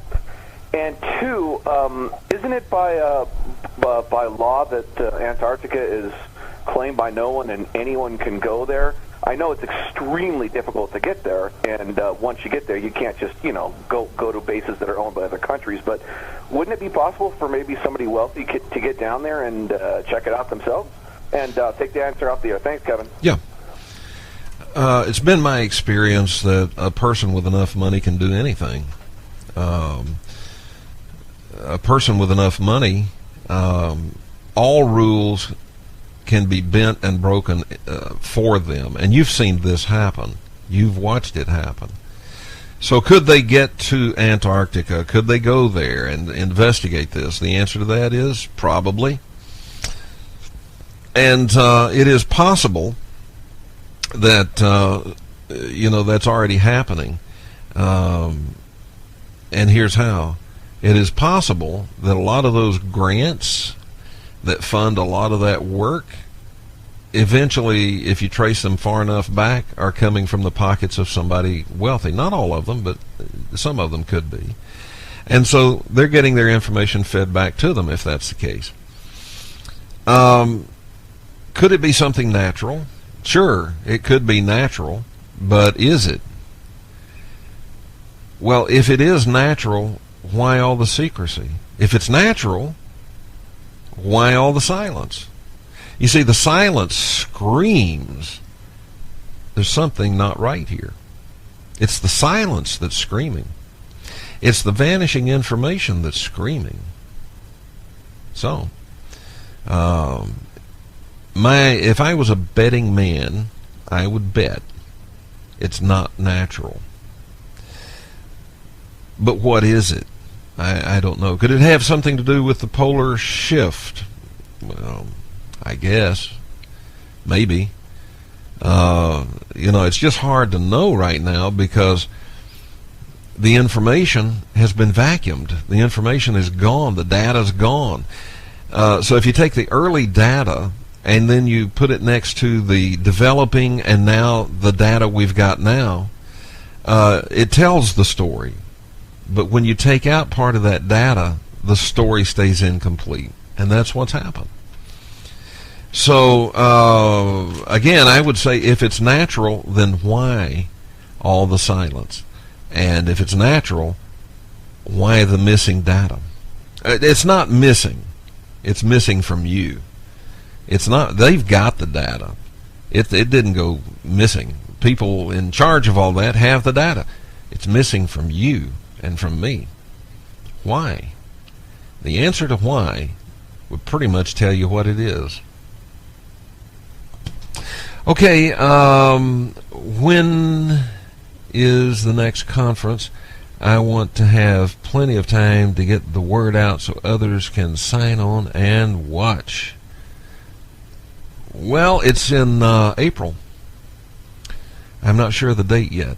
I'll get my marching orders on that from Walter Bosley, so we'll find out what the date is. So keep checking, okay? Keep checking. All right, it's time, speaking of checking, for me to check out. Thank you for all of the questions, and thank you for putting up with me. It would have been far more interesting if we had been able to get William Michael Mott on. We are going to get him on, and whatever reason, we could not get in touch with him. So, but we'll get him on at a future event, okay? Quite an interesting person. Really interesting person. I know you'll enjoy it. Okay, ladies and gentlemen, we are delighted to have Christopher O'Brien. He is a renowned journalist. He's an award-winning filmmaker. Has a film that just won the EB Award. His topic today is UFOs, abductions, crop circles, miracles and mutilations. What's the connection? So let's go to Christopher O'Brien, okay? Chris, you are on. The mic is live, and the floor is yours. Well, this is so cool, Kevin. I'm not sure if anybody brought this up prior to this, but to my knowledge, this is the first virtual paranormal/UFO conference, if I'm not mistaken. This is great. We could be kind of setting a historical standard here today. Yes, we could be. I'm not real sure. I think that the statement you made is correct. I don't think there has been another one that is totally online. Like I said earlier, there are regular conferences that have streaming, live streaming, but you just kind of sit there and get to watch what's going on there. This one is all happening just for the people who are watching live streaming. Start to finish, it's just for them. Okay, I'm going to turn my mic off, and you're good to go. I'm not sure about the... I'm not real sure about whether we're going to get the Skype window to work right, but we're going to give it a try, okay? Let's see what we've got here. Okay, you should have a new slide, so that'll give you something else. Well, I can see it on your Skype. The problem is, will it show up on our screen? Let's see. No, it's not going to do it. There it goes, sort of. Okay, we'll get that adjusted, and you go ahead while I adjust it. I just went to the next slide. Yeah, just go ahead with your presentation. We're good to go, and okay. I'm backing out of here. All right, very good. Thank you so much, Kevin. Hey, everybody. I'm not sure who's out there. This is great. I think this is, like I said, a very cool step forward for the field. What I'm going to do today is talk about connections between UFOs and divergent phenomena, whether it be crop circles, abductions, religious miracles, cattle mutilations. There's a wide variety of phenomenal events down through the ages that have been automatically associated with the UFO phenomenon. We're going to quickly look at that, and then at the end, time permitting, we'll look at some possible ways that the field can stop the wheel spinning that we've been undergoing for 65 years and move this whole investigative model down the field, get the ball, carry it down the field, and open up a new paradigm for once and for all ascertaining the true nature of UFOs and possibly even the true nature of their pilots. So I'm going to start out right away. Hopefully the PowerPoint presentation is going to translate in this particular medium, but we'll just give it our best shot. I'm really going to be flying through the material. I'm compressing my talk in half, so bear with me. Some of these images that I'm going to be shooting through here real quickly are ancient images found all over the world in shamanic initiation caves. The cave paintings in petroglyphs are found all over the world. They do indicate ancient man did have some sort of inspiration to create these images that possibly may have something to do with aliens, but we don't know. They didn't leave any written records, so there's no way to totally ascertain what these images are and why they were actually rendered in the fashion that they were. I have a whole collection of these. I could spend some time and talk about each one. This is one that I morphed modern circuit board into to show the juxtaposition of the primitive with the high tech. I'm just going to quickly shoot through here. We've had a number of investigators, Eric von Daniken, David Hatcher-Childress. There's been a number of people that have suggested that aliens or some sort of non-human intelligence interacted with ancient man. Of course, we have shown here Zechariah Sitchin, probably the most popular of these revisionist anthropologists, if you will. He's standing next to a basalt head that was carved with obsidian tools. Go figure. Basalt's one of the hardest substances in the geologic realm in terms of rock. And, of course, we know Sitchin wrote quite a number of books before he died a year or so ago. Of course, my favorite is The 12th Planet. I think that's his seminal work. I do recommend it for anybody with an interest in studying ancient Mesopotamian, Sumerian, Babylonian culture and looking at Sitchin's very creative revisionist work. He literally changed the definition of one word, was able to decipher cuneiform and read cuneiform, which is the earliest known language. And he changed one word and came up with the, instead of Shem meaning that which goes to heaven, he said it's a rocket. We can talk about Planet X and Nibiru with its orbit that goes out beyond the warmth of the sun. I don't really have much time to spend on all of that material like I normally would, but We do have other symbols that are found in the Mesopotamian cultures. The winged globe, I think, is very important. There's quite a number of examples of the winged globe cross-culturally. Egypt, the Chaldean cultures, and the other Mesopotamian cultures all featured this particular symbol, which could mean the arrival of some sort of god form or some sort of exalted connection with a god form. It's cross-cultural. The interpretations vary. Ancient China, we have stories of dragons, flying, other flying entities, and also this very intriguing wood block carving. Notice the alien language there on the right side, very interesting looking, indecipherable language. The Dropa, of course, talk about them, supposedly the last remaining alien, two aliens that arrived 50,000 years ago and managed to keep a pure bloodline all the way to about the turn of the 19th and 20th century. The upper right-hand corner, we have the last known photograph of the Dropa. They were supposedly stranded in mountainous southern China.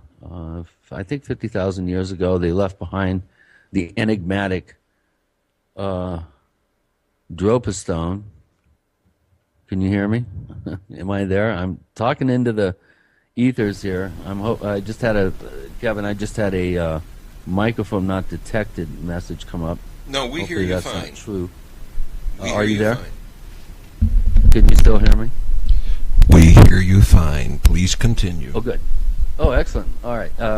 Anyway, Joseph Farrell, who I think initially was going to be on this particular program today, he wrote a very intriguing book, which I recommend, called Cosmic War. And he talks about the mythical, legendary war between Marduk and Tiamat. It's a very interesting subject that he covers extensively. I don't have time to go into it here, but there is an intriguing body of evidence that some sort of angelic or alien beings interacted with ancient man right prior to the urbanization period in the upper Mesopotamian Tigris-Euphrates River Valley. And we see the influences of that initial potential contact filtering down through the generations. And here's an example. If you look at the bottom, you see these cute little cherubs, as they're called, little angelic forms, idealized in the, around the early 1900s. And then if you look above, those are the actual depictions of cherubim from the actual time period in which the visitations evidently took place in Sumeria. So look at the difference between the very bird, sort of reptilian-looking figures in the top bas relief versus the idealized view that we've developed in the modern era in the past 200 years. Of course, speaking of reptoids, we got to mention our dear reptilian friend David Icke.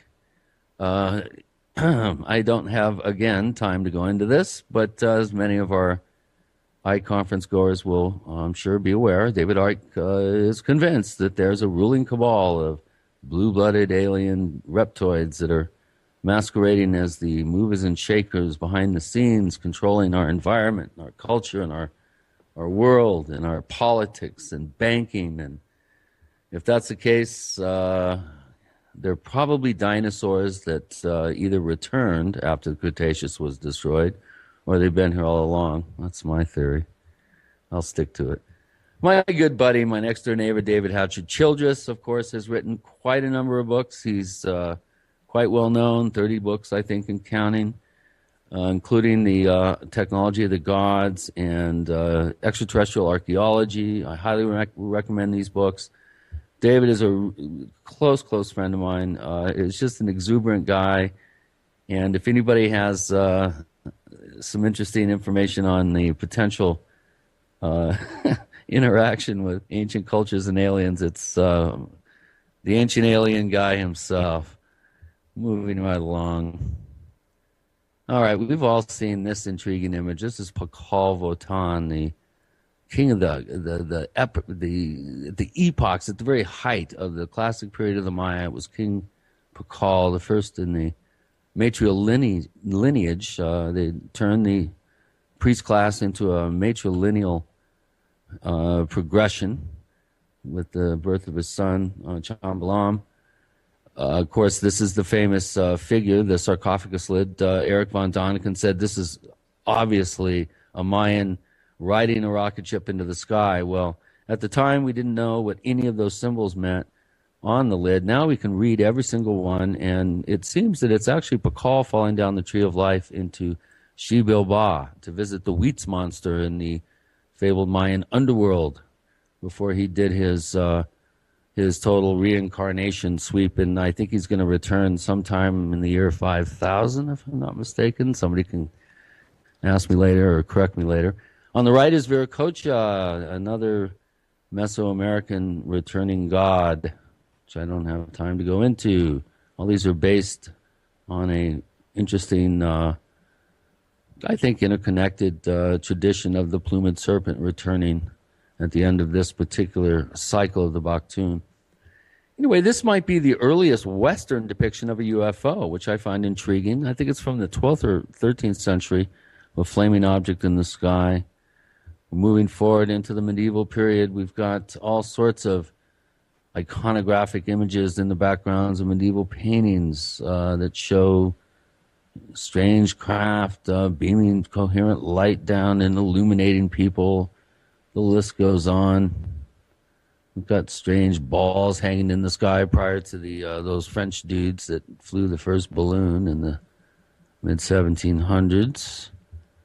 What else we got here? I love this one. This is a coin that has like a weird sort of Ezekiel-looking UFO hovering over a countryside.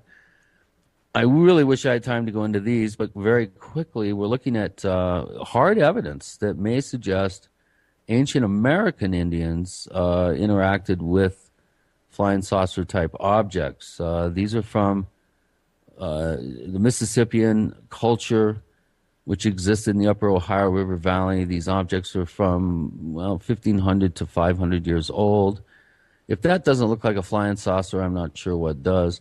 These are all part of a collection that a very dear mentor and friend of mine, Ray Stanford, has. He's been doing quite an exhaustive examination of the actual progression of these objects. They started out looking very saucer-like with what appeared to be magnetic emitters along the rim. And they were used in a game called Chunky, which you roll the thing down a alley, like a bowling alley, bowling lane, and you try to get to the end of a stick. And this gradually almost kind of morphed into the game of bowling over about a 1,000-year period. So he's got a very interesting theory that these objects were actually seen in the sky, and the game was devised in these hematite discs. They're made out of magnetic hematite. That these discs were carved as religious objects, and then they were used, and it devolved over 1,000 years into a game. I find that very intriguing. Ray's writing a paper on this. Some of the earliest known UFO photos, and of course the great 97 airship wave, where thousands of people reported seeing giant airships floating majestically across the United States, starting in San Francisco, ending in the Midwest. Again, we have the Aurora Cemetery case. Aliens, they were killed in a crash when one of these giant airships crashed into a windmill. UFO hunters got skunked and they went there. I found that interesting. This is an interesting depiction by Jeff Neff, the Jeff Friend's sightings website illustrator, very idealized view of the airship wave. Of course, one thing I think a lot of people out there aren't aware of is right when this great airship wave was going on, an interesting guy showed up in Denver named Francis Schlatter, and he managed to cure over 10,000 people of all manner of ailments. People were lined up to 2 miles long outside his house, he was staying at some people's house, and for 6 months he healed, it's estimated, about 10,000 people. The guy is quite an enigma, and very few people are aware of him. I do suggest that you look into him. And also the interesting correlation of him showing up right at the time when great airships were going over. He disappeared somewhere down south of Daedal. He claimed he was going to the New Jerusalem, which was going to be situated somewhere down on the west side of the Gila, just east of the Arizona border in southeastern Arizona, southwestern New Mexico. Okay, I've asked people on a number of occasions, okay, where is our earliest depiction of an alien gray? And as Walter and Greg, I'm sure know, good old Uncle Alistair Crowley, was the one that possibly depicted the first, super meme of an alien gray.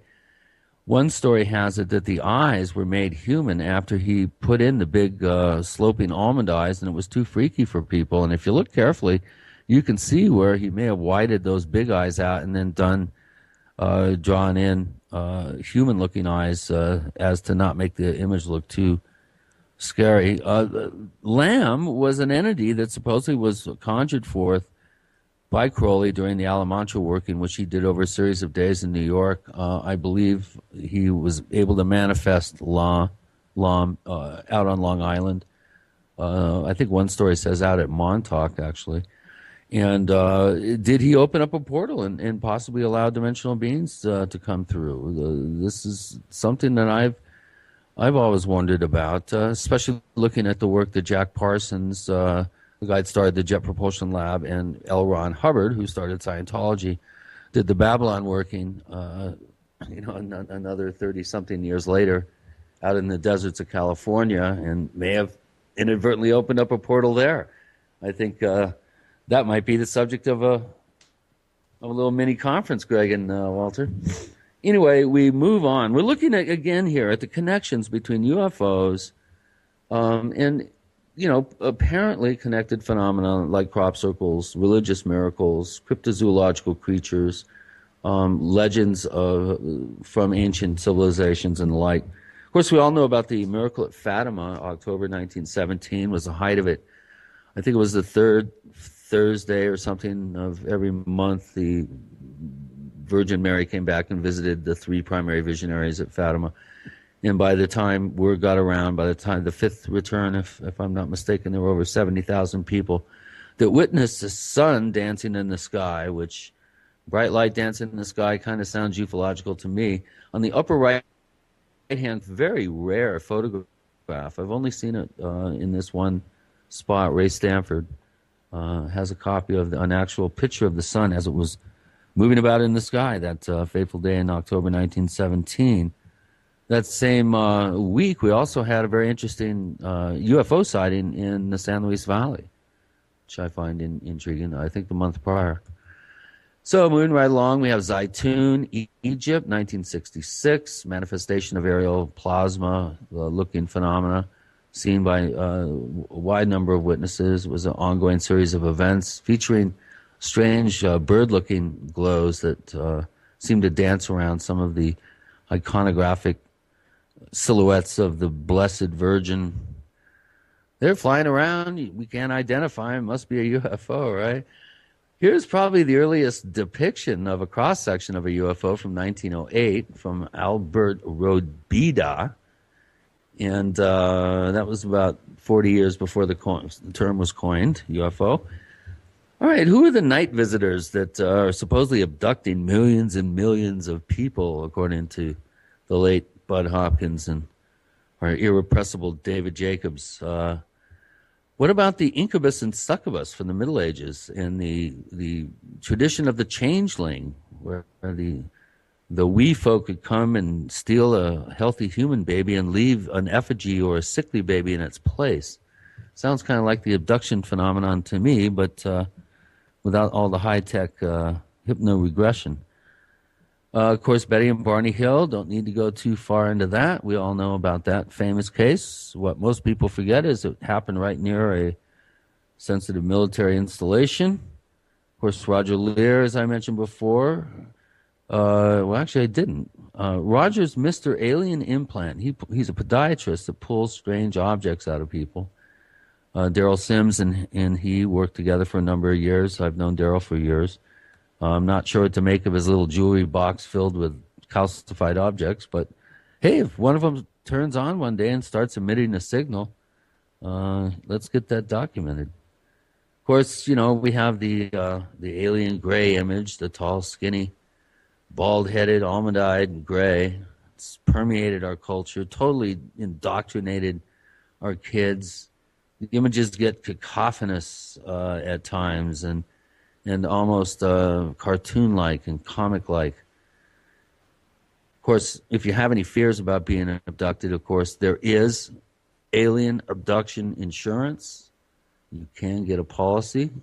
Also, there's a guy online that's selling a honest-to-goodness tinfoil hat that actually works to protect you from evil rays, from aliens. Probably what it does is it traps them inside your hat and makes them bounce around even more. It's kind of hard to do these jokes without any guffaws or something in the background. I'm operating here in a vacuum. Well, I didn't have very many alien abduction claims, very few, count them on one hand, in 13 solid years of investigating the San Luis Valley. One of the cases I did have, I find very intriguing. It was a very, very brilliant man, follower of Maharishi, not the TM guy, the other one. And he claimed he was abducted one night and shown the location of 4 separate sources of gold, 1 natural, 3 lost treasures, and there was 1 lost robbery hoard. Go figure. I always liked pondering that story. He's gotten the treasure rights to dig where these sources of gold were seen. How about crypto creatures in a connection to UFOs? Of course, Thunderbirds are quite well known, I think. Every American culture in North America shares the tradition of the Thunderbird. It's the only paranormal phenomena shared by all regional groups of Native Americans. Find that interesting? Of course, we have examples from around the world of pterodactyl-type creatures that are flying around. Are they somehow associated with UFOs? Are they even real? Are we dealing with hoaxes? We have a tradition that goes back generations of these large raven-looking, or in most cases pterodactyl or dinosaur-looking creatures flying around. How about Bigfoot? Bigfoot has been reported in conjunction with UFO cases in several very, very compelling cases, including one in Pennsylvania that was investigated by Stan Gordon. There have been some cases during UFO flaps here in the San Luis Valley, UFOs showing up in the middle of a wave of UFO sightings. In terms of trying to attribute directly Bigfoot with UFO, that's a tough one. One of the places I've been very intrigued with for years is the Dulce Indian Reservation. This is Hoyt Velarde for 30-plus years, was the head of the Department of Public Safety. He mentioned quite a number of Bigfoot sightings, upwards of 100 sighting reports. He went out and investigated as like a chief law enforcement officer at Dulce. Anybody out there hear of the Clearview case? Allegedly, this occurred within sight of the Air Force Academy north of Colorado Springs. Rancher had a series of cattle mutilations, TV talking to him while it's unplugged, Bigfoot sightings, blinking boxes seen in trees on his property, these weird high-tech blinking boxes. Just any number of strange events. Timothy Good wrote about it in one of his books. I mentioned the case in one of mine. It's not a well-known case. And the height of the case is very intriguing. It features a saucer landing at the ranch of this rancher and his wife, and U.S. Air Force officers getting out and telling them not to be afraid of the big hairy guys, the Bigfoot, because they were under the Air Force's control. And he pointed over off to the side, and there was a Bigfoot standing under a tree holding in front of his chest one of these blinking boxes. And when the Air Force officer said that Bigfoot was under his control, he had a belt and he hit a button or a switch, and the Bigfoot twitched, fell down, dropped the box, lay on the ground. And then he flipped it again, and the Bigfoot grabbed the box and stood up and continued standing with the box in front of him. pretty bizarre. Definitely a case that has always intrigued me. Dr. Leo Sprinkle, Tom Adams, David Perkins, there were a number of people that were interested in the case in '79. That's going back there. Of course, we could talk forever about the cows. Unfortunately, I've had the dubious distinction of being involved in over 200 investigations. You go out, you kick it, turn it over, see if there's any blood in it. Not much you can do unless you get a veterinary pathologist and a diagnostic lab involved. It's probably my favorite lamp, an abduction happening to a cow, and it lights up. I like that. Out of 200 cases, approximately, give or take a few, I estimate 40 of those cases were high strange. We did have UFO sightings associated with a number of them, but mostly we had nothing associated with them except the case. And for as many UFO sighting cases that we had, where UFOs are seen in and around the region of the mutilation, we had military activity, helicopters, on a couple of occasions, convoys. You can't really factor UFOs in, you can't factor them out, but there is an association that goes all the way back to the original publicized mutilation case, the Snippy the Horse case, which occurred, again, in the San Luis Valley. And that case was attributed to a UFO by the owner of the horse. In fact, she said, flying saucers killed my horse. There's been a link ever since. I'm not sure if it's deserved. Well, predators could be responsible for a lot of the cases. Here are some really obvious examples to me of scavenger action or unusual predator damage. The perfect circle on the upper right-hand side was done by magpies. These are some cases that were investigated by Chuck Zukowski. This one particular calf case is interesting. The other ones are equivocal. The calf case on the bottom right-hand side was definitely one of my more strange cases. 2 UFO sightings were reported that night over the ranch where the case took place. So, hey, there you go. Unidentified lights, spotlights shining down. Animal was found in a pristine snowfield. 1 drop of blood was detected on its left hoof. All the fluids in the animal were gone, and the meat was a pale color. All right, do crop circles have a UFO connection? Well, I got to sit with Colin Andrews the other night at the UFO Congress and watch him receive his Lifetime Achievement Award. And I really want to ask him that, because if anybody would know, it's him. We have a history of crop circles. It goes back far beyond Doug and Dave, all the way back into the 1700s, the Mowing Devil, as he was called. This is one of my favorite unusual circles. This is done in ice that's, I think, about 1/4 to 1/2 inch thick. How do you do that? It's pretty interesting. It's almost a perfect circle. Well, of course, UFOs and linking them to crop circles probably began with famous Tully Swamp saucer nests in Australia. A series of UFO sightings occurred, including one where the object appeared to set down to dense swamp brush and swirled a pattern in the grass that the locals called a saucer nest. Maybe that's what gave Doug and Dave their idea to start hoaxing circles in the 70s. Well, the crop circles, I believe the Barbary Castle formation in 92 could have been real. Most of these really elaborate ones, though, in my estimation, are hoaxed. Some of the hoaxers don't even understand why they pick the particular designs they do. And the fact that particular designs are selected may be more important than the fact that these are being done by humans and not by aliens. I think not enough work has been done. There's a famous story of, I think it was Team Satan was hoaxing a circle and barely got it done, left somebody on a little rise near the location, and when the sun came up, the lookout saw the circle they did, but right next to their circle in the next field over was a circle that had been done the same night, and they had never heard or saw anything, and it evidently freaked out the hoaxers because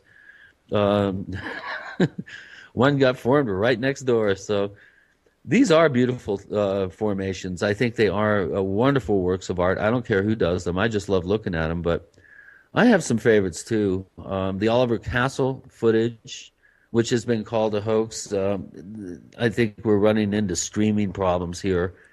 Many of you have probably seen this footage of two white orbs that appear to pass over a Wilshire pasture or farmland, and crop circles instantly form underneath them. I'm going to go ahead and go beyond it. Oh, here's some of my favorites. When people say you can't hoax a crop circle, you sure can. The Hello Kitty on the lower right is one of my personal favorites.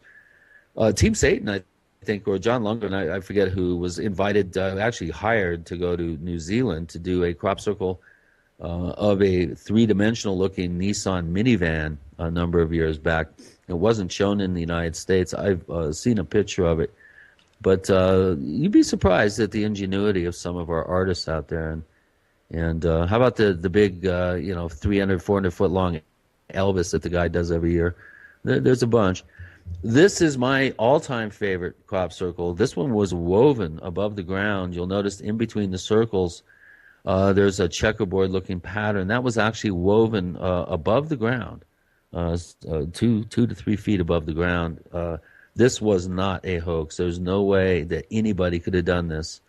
And it would take weeks to do this particular formation. Well, at least a week.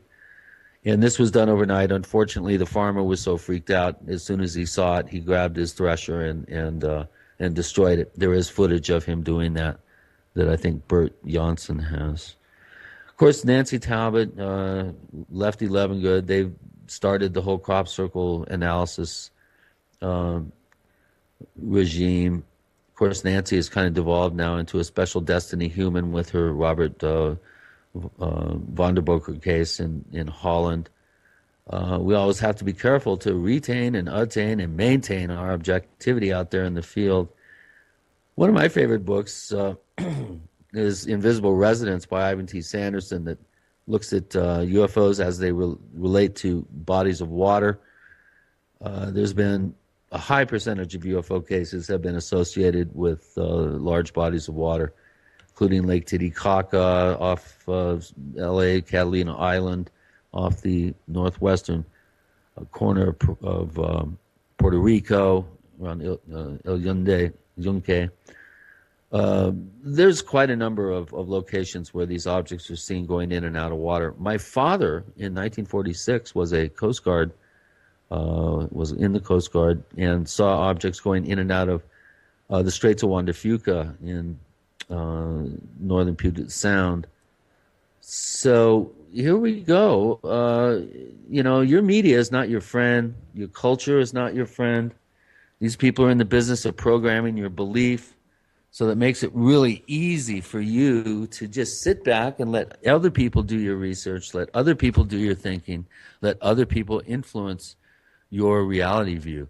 Of course, the Weekly World News is a good place to start when talking about the media. I think there's more of a tie between the media and UFOs than abductions, crop circles, and all those other things we've been looking at. I personally have been on over 50 TV shows, and I haven't, except a couple of times. I prefer to work with good directors, good producers, and good researchers who know the subject matter. But the media does play a very significant role in how we look at all this stuff. And basically, this is the crux. I think the latest upsurge in interest in these subjects occurred right when this particular show started, The X-Files.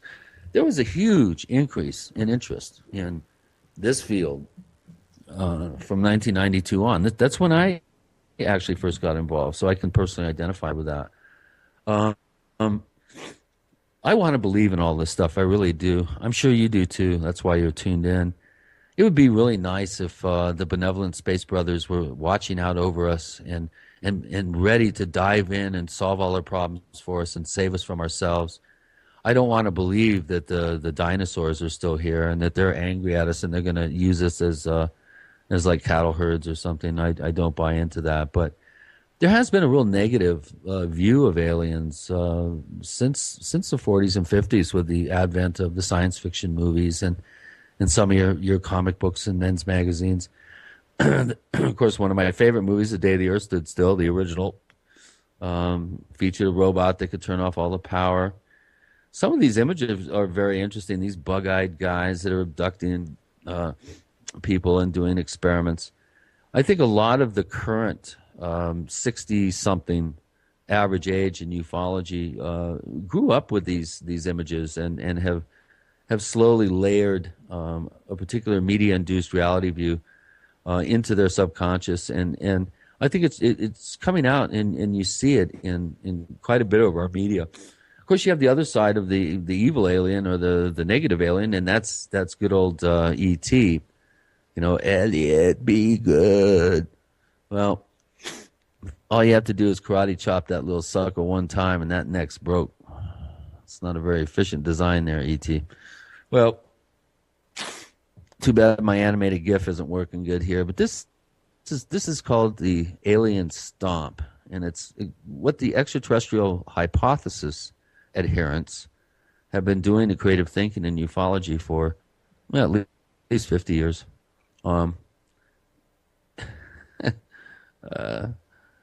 keep hearing a chat thingy going off behind me, but I can't look at it. So, well, the pop culture's gone wild. I often joke that you go to Roswell, the closer you get, the more alien images you see, and by the time you get there, the alien mannequins in the country clothing stores are dressed in cowboy clothes.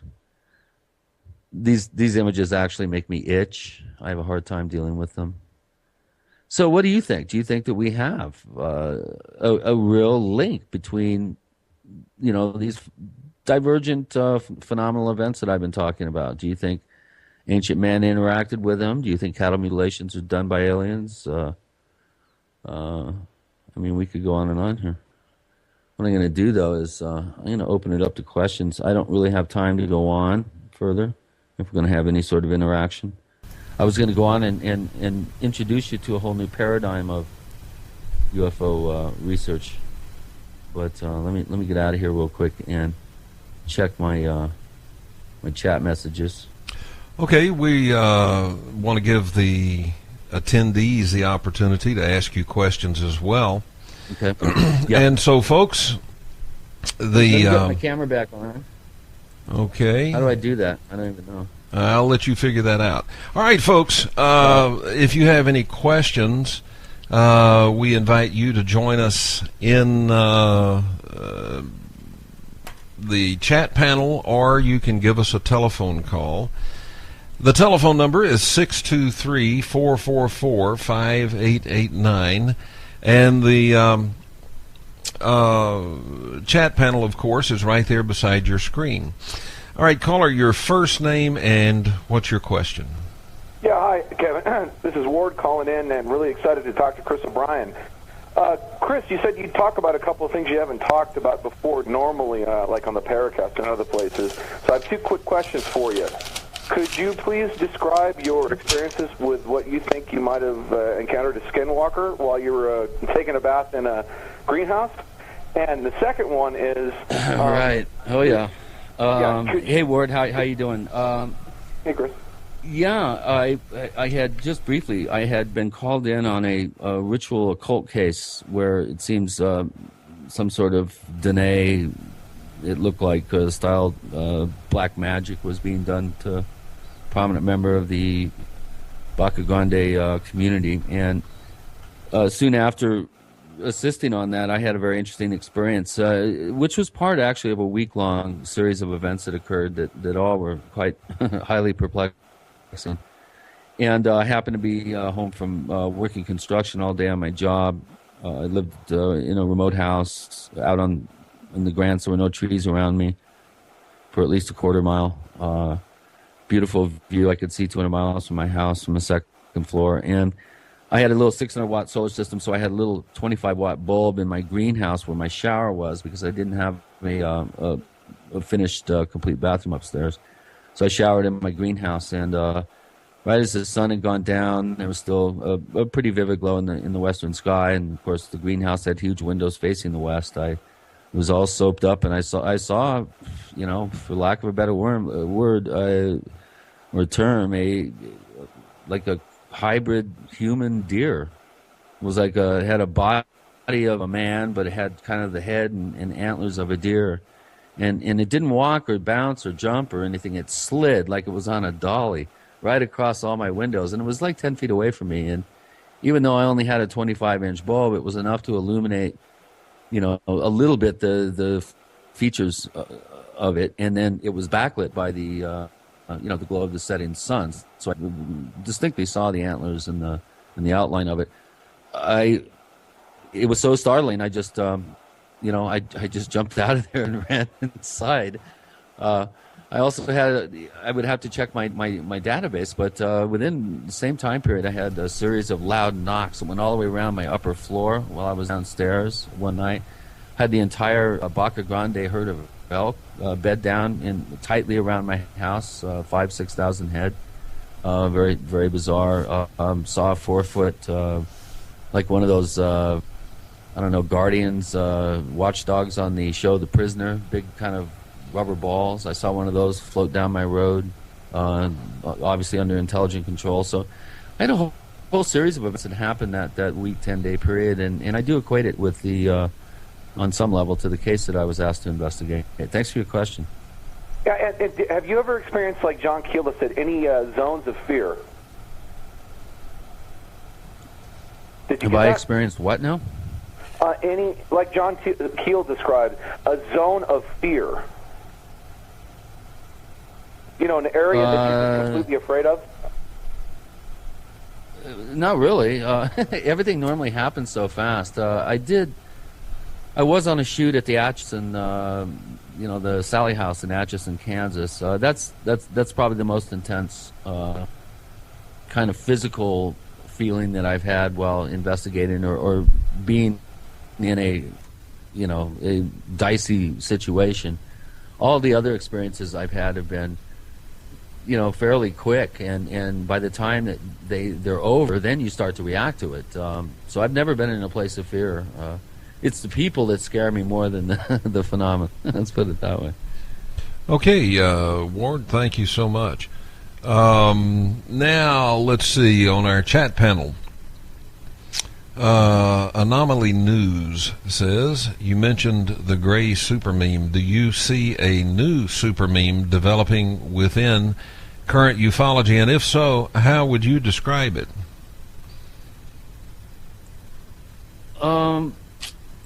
I think we're rapidly wearing each other out with this true believer kind of wannabe and this idealized thinking about these subjects. I think we're going to see a melding of a spiritual connection with this type of phenomenon and a melding of the scientific hard data approach. I see those two developing strongly side by side, and the pop culture sort of armchair, wow, there's aliens, man. That sort of mentality I think is going to drop away because it doesn't have any staying power. It's only the connective sides of this phenomenon that I think have staying power. So I think you're going to see a tremendous upsurge in interest in psychic and spiritual elements of the phenomena. And then I think you're going to see with the technology, like my San Luis Valley camera project, you're going to see a real concerted effort to get real good quality hard data. All right, Ultra Gamma wants to know, it says, a friend took a pic of me against some petroglyphs in Washington along the Snake River, and the basalt rocks that they were on looked like UFOs, and the basalt behind me turned a lave glowing orange. Sun was already set, and the pic was taken in the shadow. Okay. I'm not sure there's a question there. That's all that's showing up. And then, Ultra Gamma, thank you. Mike says, do you think all paranormal events are related? For example, ghosts, UFOs, etc., and we're being manipulated like pawns in a game? Another good question. I really have a sense that there is an interconnectedness between even the most divergent paranormal phenomena. I think the connection point, there's some clues there. I think one of the clues is the ability to shapeshift. If something has the purported ability to shapeshift, I think that could be an indication of a real direct connection. I think for people out there that have read my my latest book, which came out last year, the Stalking the Tricksters, I've kind of came up with this idea that there perhaps is a causal mechanism that somehow is sparked that creates the impetus for these events to occur, whatever chain of events that needs to occur for these emergences of events of this type. I think there's some tricksterish mechanism behind it that's geared to condition us, to uncondition us from our conditioning, to topple static structures, to provide room in our culture for new thinking, for change, and topple the status quo. That's what the trickster's all about. And so if there is a mechanism that's tying all this stuff together, it would be, in my estimation, a tricksterish mechanism designed to create room for growth in the culture. So do you see that as a positive thing or a negative thing? Yeah, oh yeah, absolutely. And unless you're the head of Exxon or, I don't know, Mitt Romney or, I could come up, Assad in Syria or, So what you're saying, it's a good thing unless you're part of the ruling elite. Well, let's put it this way, Kevin. This whole world is going to hell in a handbasket awful quick because of the entrenched control mechanisms on the planet, whether they be political, religious, societal, military control.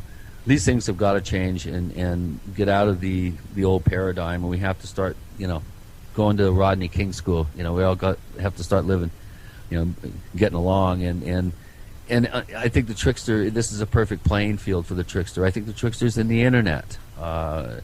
That trickster mechanism, I think, is already hiding in the internet, for instance. And I think this whole next 2-3 year time period is going to show tremendous change. And I'm of the mind that it's positive change. I'm helping fill the glass. It's not half full. We're going to fill it. So it's the only way you really can think about these things. Okay, well, listen, I want to thank you for being with us. It's been quite interesting, Yeah. and Hey, I think it's historic, man. We got one more question coming in on the telephone. Let's go ahead and take that, and we have time to do that. We're not quite out of time yet. Caller, your first name and your question, please. Good evening, Kevin. It's Jackie, and I was enjoying him talking about the trickster right there at the end. I was just going to ask him if he doesn't think that we're all involved in it so much because of the internet, and it's kind of counterbalancing all of the political, military stuff that is going on in the, quote, real world, unquote. Yeah, that gets back to what I was just saying. The trickster phenomenon it's more of a mechanism, really. People are trying to equate the trickster with an actual being. Those are tricksters, I think, in the cultural sense, in terms of the anthropomorphized animals like coyote and raven and spider, or the tragic heroes like Prometheus and Loki. We're in the realm of the trickster is becoming self-aware. It may be developing an agenda. Your classic anthropological view of the trickster is that it is not self-aware, that it doesn't have an agenda, that it's not male, not female, not black, not white, not young, not old, not positive, not negative, kind of like Michael Jackson. But I think, the trickster for so long has been going to the gods and stealing technology like fire, Prometheus, or the fishing hook, Loki, and bringing it back for the benefit of humanity. And I think we're actually now doing the opposite. We're supplying the trickster with technology. We're supplying the planet, Gaia, with a nervous system, with the internet. And I think these are very positive things because ultimately the planet knows what's best for it. And I think if the planet is a superorganism and is somehow involved in this whole process, we're supplying the planet and the trickster mechanism, which I think the planet is using. We're supplying it with all the technology it can possibly use and a way to get that technology around the planet. So I think it's all a positive thing. I couldn't have picked a better time to be alive, and I hope everybody out there shares that that opinion. Okay, Jackie, thanks for the call. We are out of time, and again, Chris, I want to thank you for being with us, and we have had. Yeah, we've had some interesting times just getting this video feed from you, but we got through it, and it worked, and that's good. If you will, just stay on the line with me for a moment, Chris. And ladies and gentlemen, here's the deal. The deal is you have been a part of a historic moment. The historic moment is, so far as we know, this is the first conference that's ever been held entirely, start to finish, 100% online, just for people who are watching online and participating online. I want to thank you for being here. I want to thank you for being a part of this. And I hope you'll attend our next session coming up in April. Be watching, be listening. We'll be announcing it.